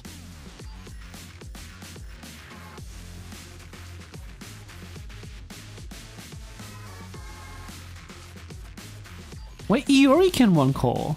We 1-cored with Iori with Himari Ako. Oh yeah, I totally forgot about that. You just need to hit, you know, 6 out of 6 crits, right? You just need to hit every single crit.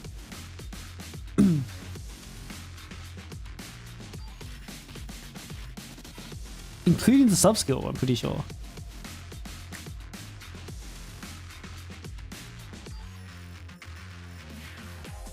And you might need Swimsuit Izano to help as well for the crit shred.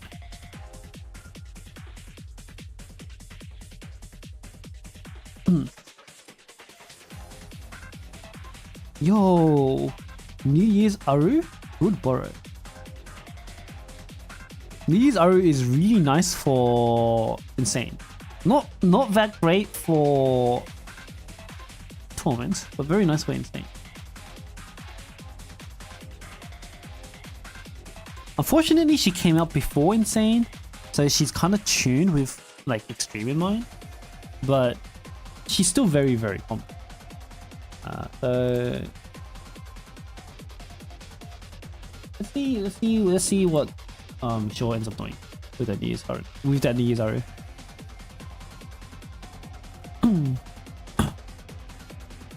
We've got the Miyu as well. Swimsuit Miyu is very nice for mobbing. Her AoE is massive. Her biggest weakness though is the animation time. And when both players are quite competent and know the waves very well, that animation time might be a killer. We will see.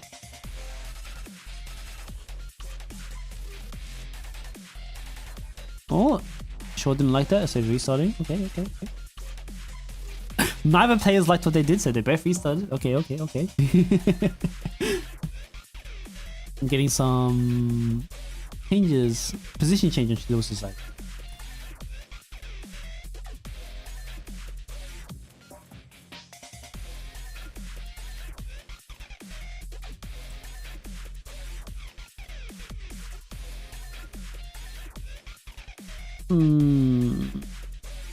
So both players are definitely using Serena in the first phase here. That's expected. Like I said, you can use it for some funny time saves. I wasn't expecting the swimsuit Hoshino though.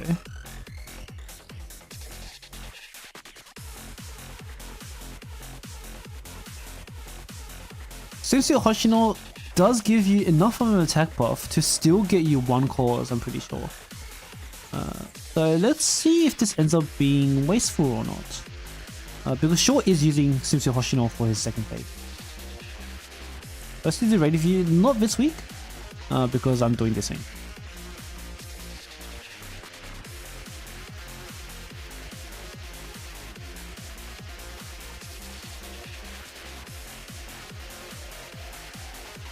Serena's a very convenient healer too, for when the turrets do too much damage.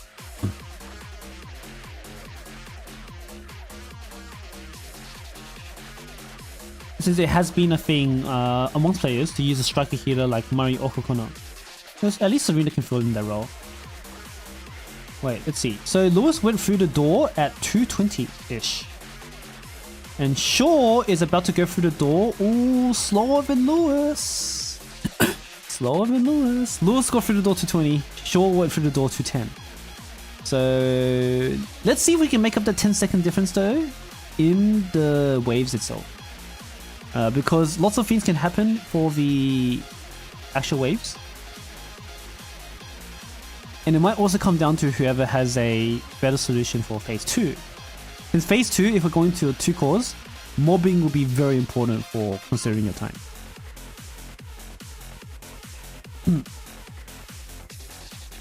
You're gonna restart, sure, okay.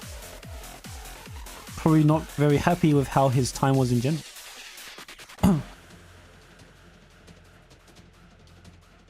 Whoa, big groggy there. Leaving only the Goliath alive? Is that too much groggy? Let's see if Lewis keeps this. 228 for phase 1. We can remember that.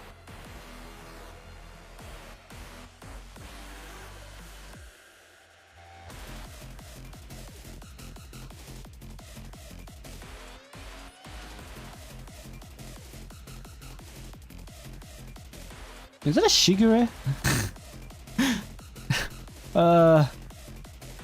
Are you going for a 1-core? Wait, doesn't Shigure take 50 seconds for her attack buff? You're not gonna get that attack buff, are you? CharlotteDV.com. Because the Shigure is here for an attack buff. So I think what Lewis wants to do is go for a 1-core.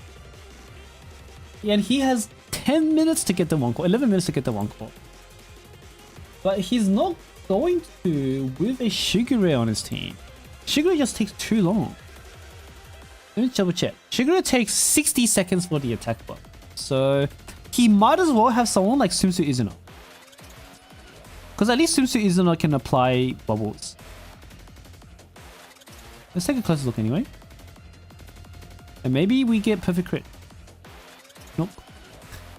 Nah, you can't use a Shigure. Yeah, he's going out. He's leaving.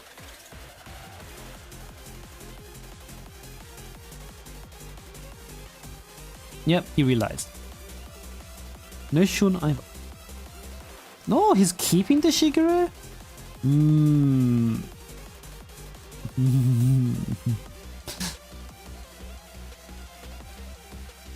Nope, dropping the Shigure. Okay.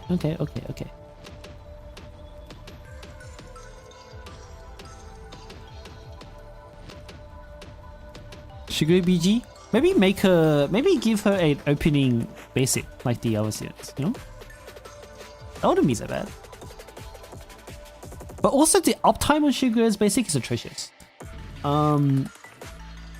60... It's every 60 seconds, but the buff only lasts 30 seconds. It needs to be like much longer for it to be worth it. The pie is better. The pie is better for sure. The pie is like every 30 seconds. Oh no, I got hiccups.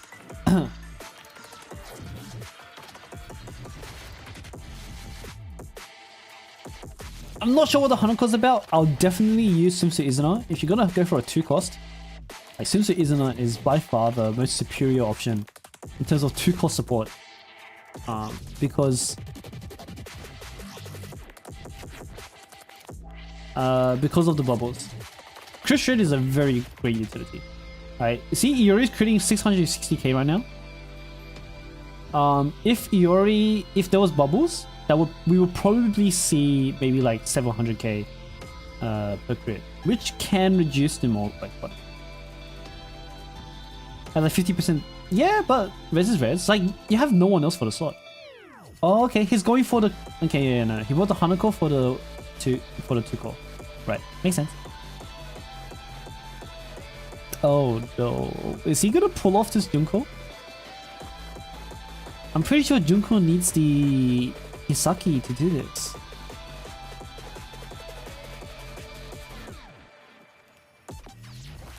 Why isn't there more Racer mobbing? Racer doesn't do enough damage to kill sweepers. She does enough damage to kill mobs, but the best mobbers are those who can kill both the mobs and the sweepers in 1x. It's perfectly fine to use Racer in a casual setting, but these guys, right, you do not want to be stalled by sweepers, since sweepers are a huge time waste. Whenever the sweepers are alive, at least in phase 1, your next, they stop you from moving, right? Your team has to kill the sweepers before they can continue to walk to the next room. Okay, so that's a kill on Lewis. Very simple and easy 2-core, which is going to give him a pretty solid 27.41. Now let's take a look at what Shaw's doing. If Shaw pulls off this 1-core, then he wins already. I don't think he has enough damage. Because he needs to have Junko tank here. It might be possible if Junko tanks. If we can proc... Oh, I see. He's doing a throwaway here, and then he's doing it fast. How much time are you saving that way? How much time can you save that way? Because both players are going to be 2-coring, and it's going to be very close. Remember that Lewis had a faster phase 1 by about 10 seconds. Shaw needs to be at least 10 seconds faster than Lewis on phase 2 to just tie.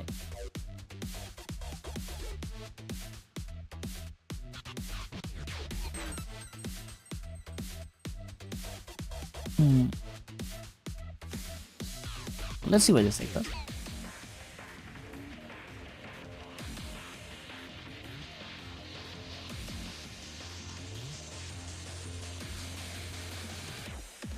Okay, so we're going to be seeing the same team that Lewis made.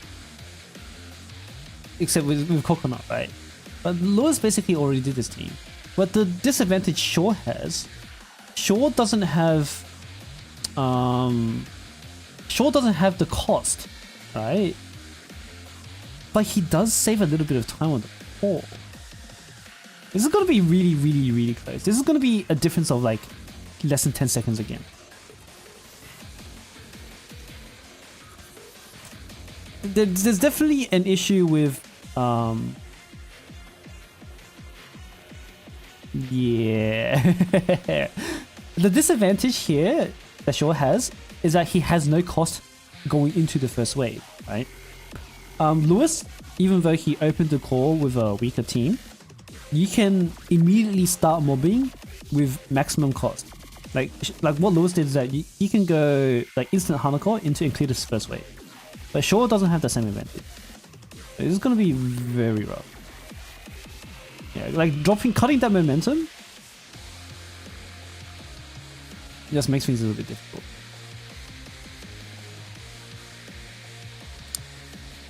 Yeah, Shanako has no charges here, right? Whereas Shanako had full charges on Lewis's team.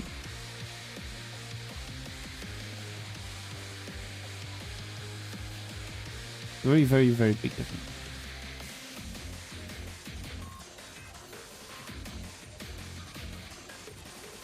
Okay. Gotta clear this way. And you will kill... Oh, but it's been very long now. It's been over a minute now. For sure, this is looking rough for sure. This is gonna be close. This is gonna be really, really, really close. Oh! Big crit. No big crit. That's okay. He gets a kill anyway. Earthquake camera. But let's see what the score is. Whew. Ducky ducky. Da da da da da da da da da da da. Da da da da. Nope, not enough. That's actually quite a bit. Oh, that's actually a decent gap. 30k points is a 15-second difference. So yeah, I think Shaw definitely lost too much momentum by using two teams instead of one team. It's not a bad idea to use the two teams, but if you're gonna be mobbing with Hanako of all characters, Hanako definitely needs that momentum. So that is gonna take us to 1-1. Very close games from both players on both games so far.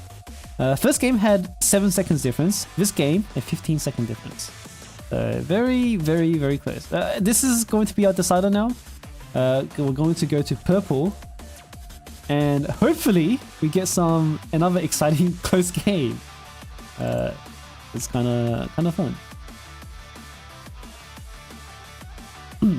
Okay, so I'm gonna do my last force pick and push the button. So for purple, we're going to have a...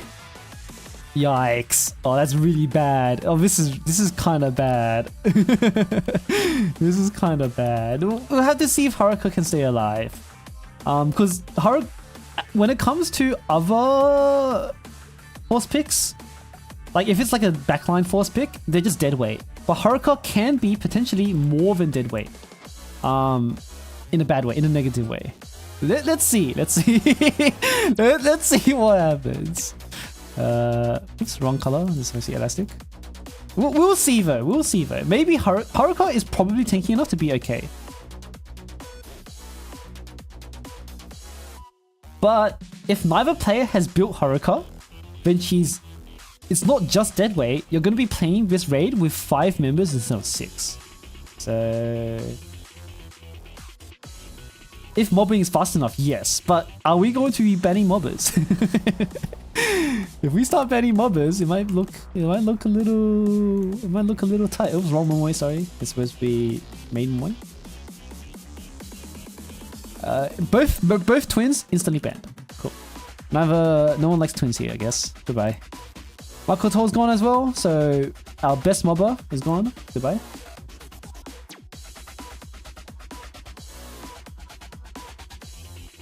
Makoto definitely been on the permaban list. The one time she went through, both players used her. Then we got a Hanako swimsuit ban. Okay. As expected. Hanako swimsuit definitely by far. Easy mobber. Get rid of her.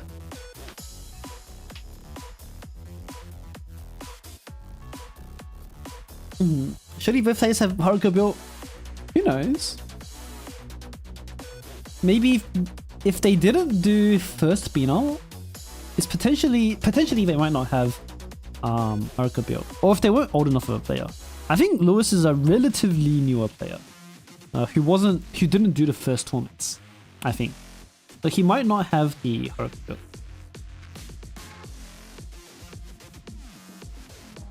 Okay. Now Ichika and Fuka is gone.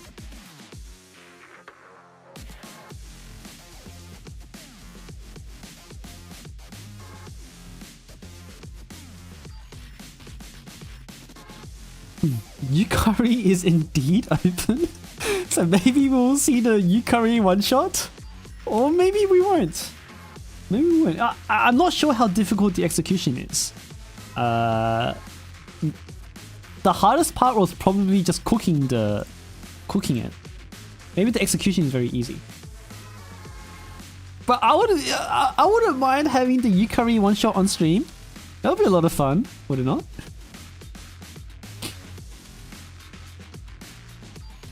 Ui. Wow. Ui ban. So we're getting rid of cost. What's the strat here? So I think we're going to see 2 cores.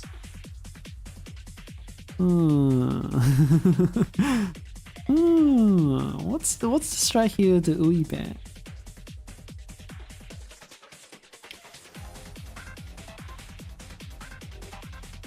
Yeah, so no Yukari then.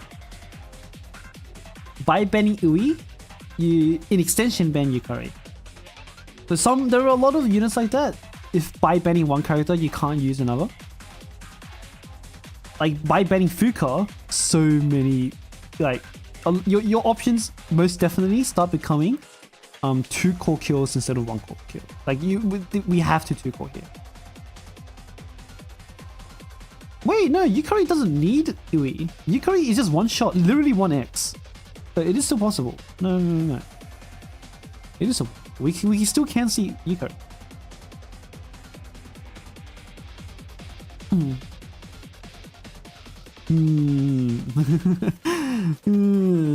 I wonder if that was the plan. Are we going to see the Yukari? Because the team of Yukari is like max damage, no speed. Oh, look at this last second Haruka raising. You don't need that much. He's not going to like flop over and die instantly. Especially if you bring a healer, and especially with mobbers such as Cherino, Mutsuki, and Koharu. Should be fine. Maybe bring a healer? Question mark? Who raised it? Oh, but all of the oldest players probably used it. Yo, Himari Shiroko on one team. It's lit.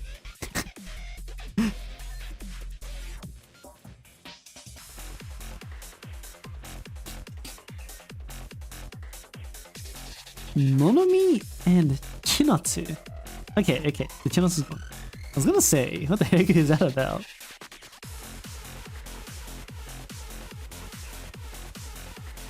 Ugh. 1 minute left for both players. Still making our teams. It's gonna be difficult.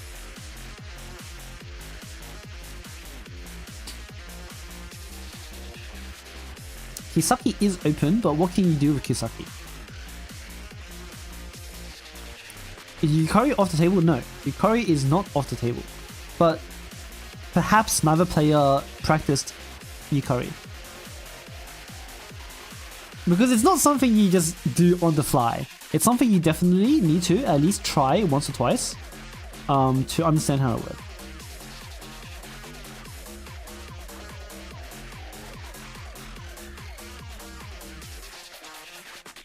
And let's see what happens.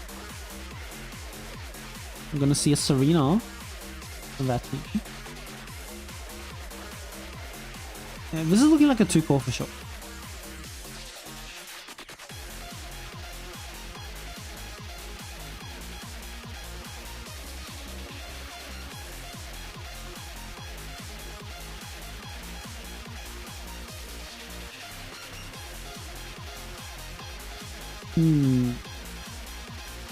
Still cooking. Akko. I'm gonna bring Akko into phase 1. Okay. Let's see what happens.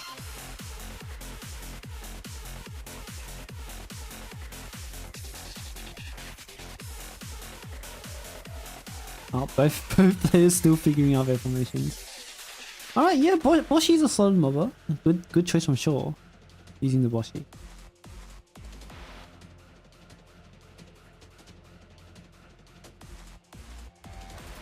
I'm not sure though.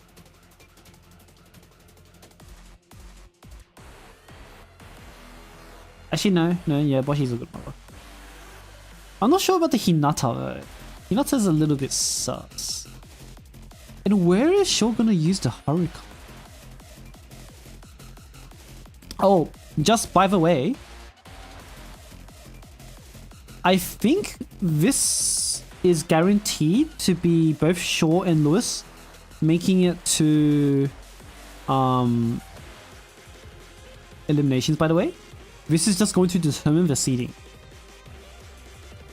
Because I think the worst seed here will play Dajin in the semi-finals.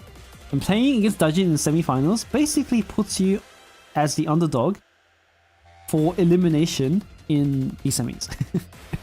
so Lewis and Shaw are basically playing for seeding in... I think. I have to double check the challenge. You know what? I can do that right now. While these two are still cooking their phase 1. Let's stop.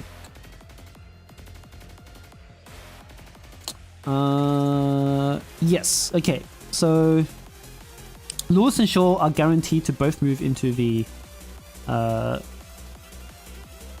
semi-final. They're playing for placements basically right here.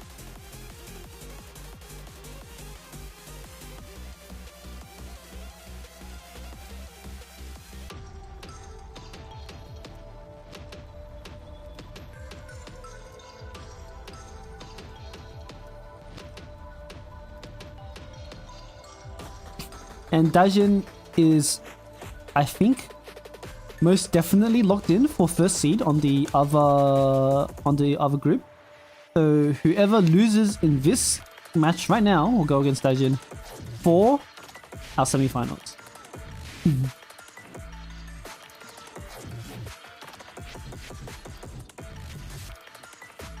So Lewis is entering phase 2 already.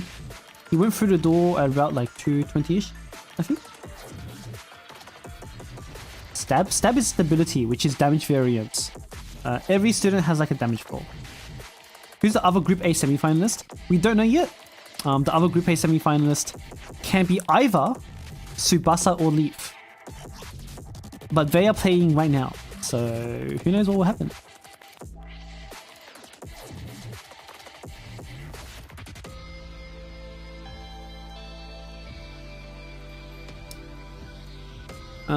And we are going to see Lewis just about get his groggy almost perfect. Might be a bit too little, but it should be fine.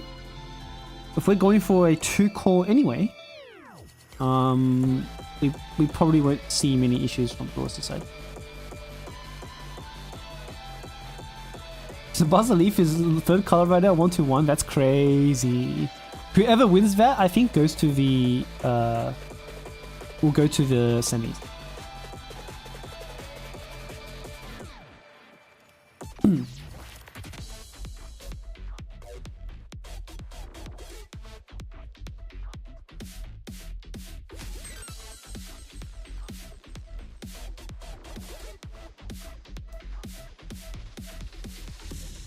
Wait, we're doing it.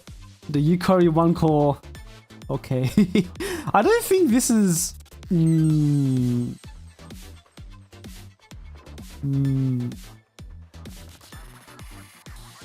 Yeah, I thought the Yukari 1 core needs a 2-wave build-up, right? Not a 1-wave build-up. You can't do Yukari with 1 wave. I think they realized that. Or maybe they're just swapping.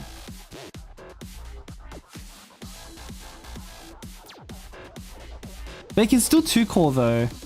Shaw's going for a 2-core. So Lewis still has a very solid chance anyway using Yukari 2-core.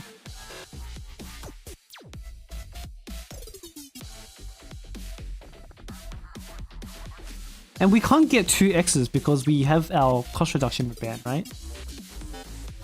Unless you can build 7 cost twice in 20 seconds. I don't know if that's possible. This is gonna be a 2-core. Is Lewis okay? The AFK. Do we need a pause? Are we good? I think we're good.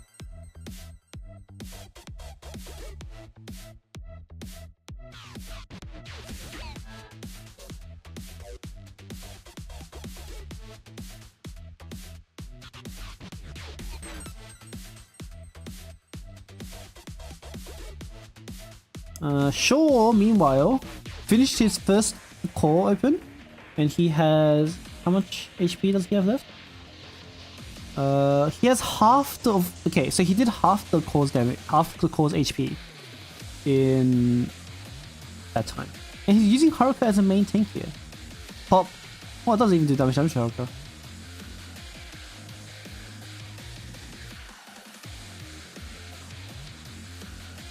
Okay, so it looks like Shaw's going for 4 teams. 1 team for phase 1, 1 team for first core, 1 team just for 3 waves. And then finally, a 4th team to open the... to kill the core. Interesting setup. It's going to be quite costly in terms of time. But it could pay off. It's guaranteed at least. There's very little randomness when it comes to this kind of solution.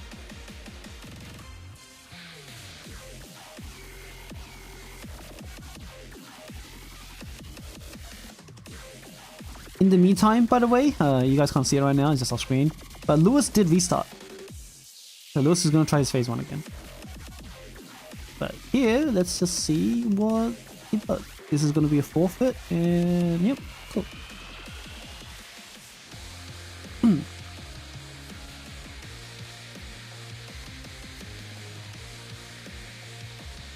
7 minutes left.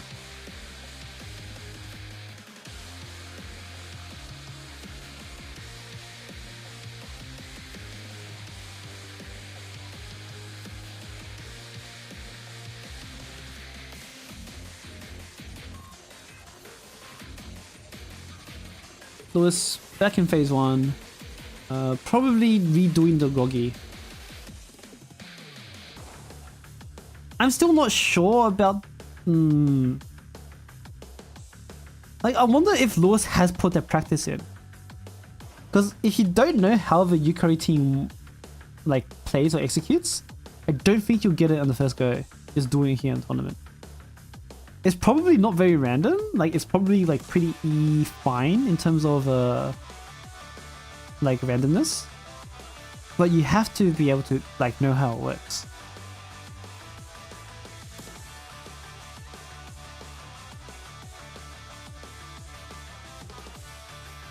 Yo, we've got the Hasumi. Let's take a look. No Hasumi? Hasumi! You're gonna borrow Hasumi? Wait, that's a level... that's a basic level 4 Hasumi. Hold up. Hold up. Hold up. You need the Shrewd buff, don't you know? Don't you? Basic 4 is criminal. Shrewd contributes so much damage to the forecast. But maybe he doesn't. Maybe they don't need it.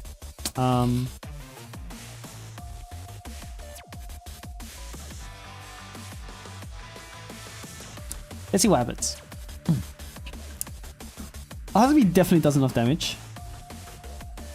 But without Shrewd, it might be... It will be a bit more random than you'd want it to be.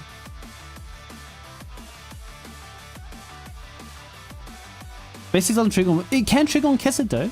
Because what you do is that you can have Hasumi kill something before the core open. But it looks like it's fine, doesn't matter. She crit for 2 million damage even without Shrewd. So plenty of damage. And we are going to see 2-7, 238, 2 cores, 4 teams total from Shock. Meanwhile, was she ever this powerful? She was always this powerful. Hasumi has always been one of the strongest single hit characters in the game. From the beginning. Her biggest issue is that she's always... Hasumi is the reason why we had a damage cap increase the first time. Our damage cap used to be 999,000 damage. 909. Wait, what? 999k, 999. Right. We could earn, our damage cap was 1 million because Hasumi hit that damage cap, and Hasumi was the reason we now have a 4 million damage cap. And Hasumi is also, I think, the first character to hit that 4 million as well. Maris came after.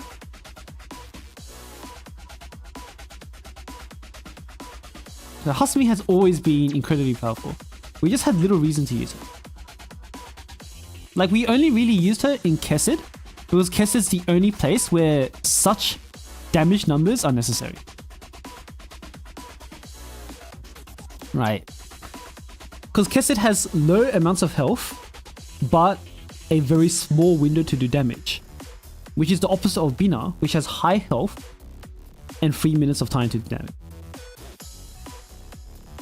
This might be cooked for Lewis though. Does he... Maybe he doesn't know how this team works? Oh...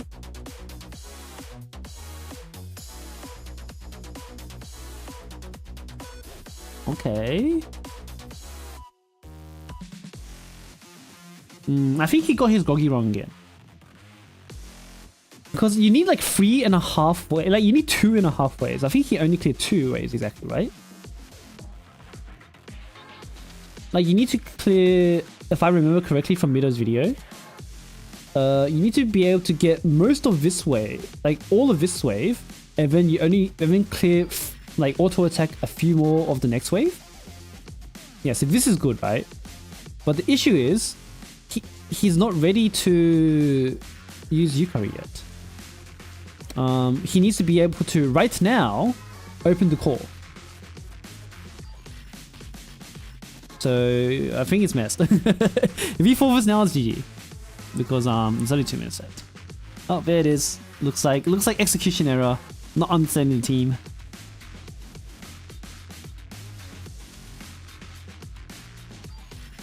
Unlucky. I think it was the right idea to use Yukari, to try to use Yukari. But probably need a little bit more practice on that if you want to pull it out for the semi-finals, Lewis. Yeah. Probably just understand a bit more where the groggy is and how to execute that team. But regardless, both players will make it through to... Both of these players are making it through to the semis. But what's going to happen is Shaw is going to be up against whoever second place is on the other bracket, on the other group. And Lewis is unfortunately going to be up against Dajin, who is the favorite of this tournament. But let's out of respect look at Lewis finish this run, even if it's only 1 minute left.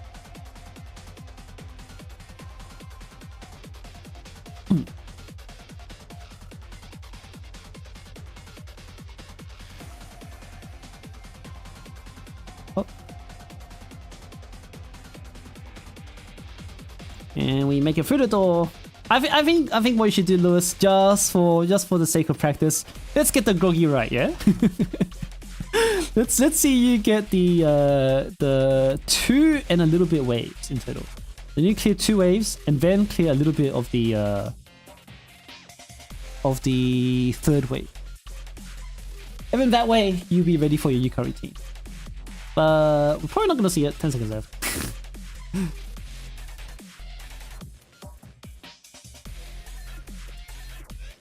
We'll probably just cherry on this and pray for RNG. Oh, never. Oh, GG. So what I'm gonna do is I am going to update this. Make sure I can, in the meantime, do this. Okay. Wait. So that is gonna be 2-1 for Lewis, and so 2-1 Shaw's side. So Shaw, again, Shaw and Lewis are both advancing anyway, but Shaw is going to have the advantage of having a better seed. Looks like Lewis is gonna play it out anyway. Might as well. I have to wait for the other side to resolve first. Group A is still playing right now. So our last match, Leaf versus Tsubasa, is still going on. So we need that to resolve, and then we're good. So might as well see, show everybody what the Yukari clear looks like. You know?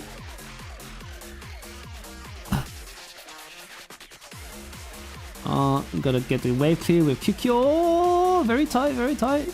Yeah, and then with only a few mobs left, you try to clean up. And then, once all the mobs are dead, I think you have too many mobs open. Oh no. Oh, there it is, Yukari. Big, not big, you don't have enough cost. Is your buff's gonna run out? Okay, I will. I think your boss ran out. Yeah, your boss ran out. Unlucky. No, the Kikyo basic ran out, and also he didn't set up the Groggy correctly. So nah, it's gone. It's done. The Groggy's not set up correctly. Now you need to have what's the Majigi? Wait, I'm asking. You need to have 1 or 2 more mobs still, but the Groggy's not correct. Anyway, GG's. Thank you, Lewis and Shaw. That will be the end of today. We'll let Lewis run this in the background. I need to do the finalization of stuff. So if we're gonna take a look at our bracket now, let me bring it up. Where is it? Up. Here. Not this thing. I need to bring up here. Okay. So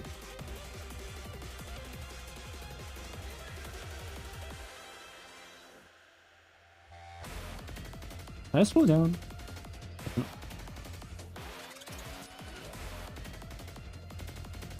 Okay.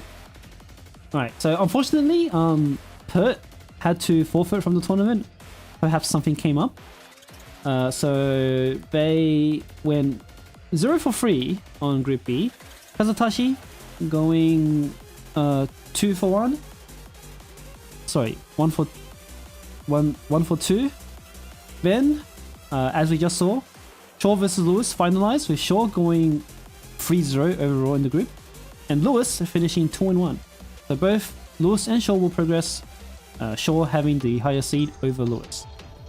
Meanwhile, on Group A side, we're going to see Abstract come in last, unfortunately. He does have the massive EU debuff. So when you have the EU debuff, you might be a little bit screwed because of the time zones. Tsubasa, unfortunately, not making it into semis. So that Tsubasa versus Leaf game, as it was progressing just then, was the decider for semis. So Tsubasa just barely going 2 for 1 in his last game against Leaf, or 1 for 2 in his last game against Leaf. Leaf coming out on top, progressing into semis as the second seed, and Dajin is going to be the first seed of Group A. So, which means our semis are going to be.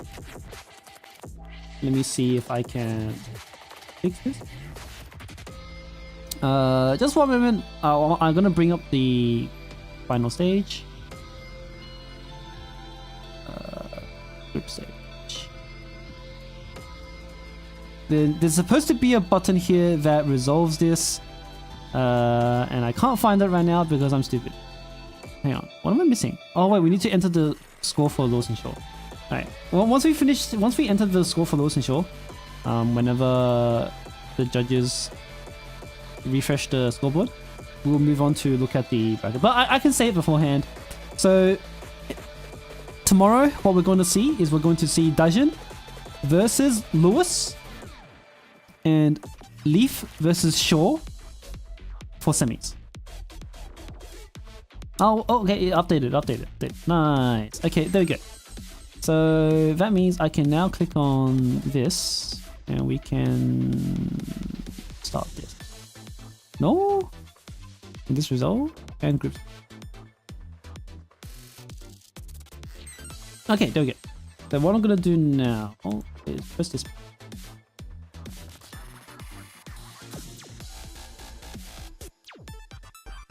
Okay, there we go. So, oh no, ads! Go away. Okay, so yeah, we're gonna have Dajin versus Lewis, and we're gonna have Shaw versus Lee. Alright, and the winner of either round is going to go into the finals. There will be 3rd and 4th place games. I'm gonna have to fix the schedule because I think only on the schedule I only have room for the free games without 3rd and 4th place. But we will have a 3rd and 4th place game because we do have prizes for 3rd and 4th place, unless the players agree to not do a 3rd and 4th place game. I don't know, that's up to them. But yeah, overall, possibly at least 3 games tomorrow, potentially 4, or 3 sets tomorrow, potentially 4, with these guys. Congrats everybody that made it through. I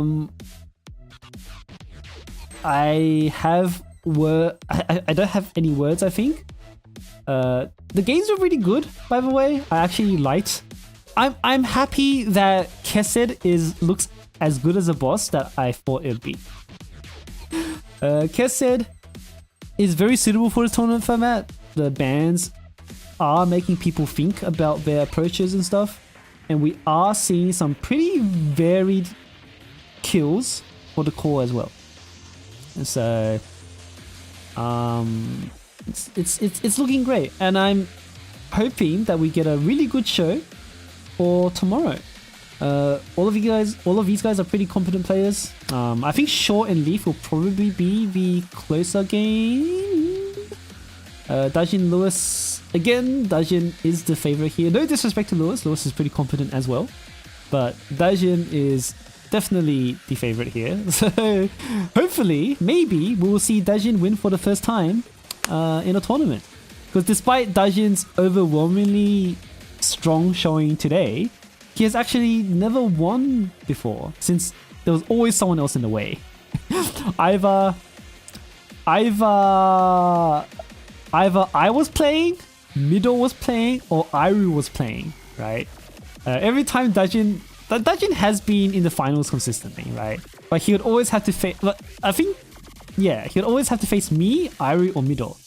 But maybe lucky for him this time, me, Iru, and Middle, none of us are playing, we're all reffing. So Dajin has an opportunity. No disrespect Permanent second place is a is a very good place to be, but let's hopefully he actually takes it away this time. Where's Iru? Iru is reffing this today. That's why he didn't play. Oh, he didn't feel like playing. Backstage game. Anyway, thanks guys. I think that will be it for today. I will see you guys tomorrow for the semi-finals and the finals. I will try to figure out the scuff today on my stream. Hopefully it will be slightly less scuff tomorrow, but what can you do, right? If it's scuffed, it's gonna be scuffed. Well, I will see you guys tomorrow, and please, players, don't lose your hair on the way there, alright? Bye! See you tomorrow!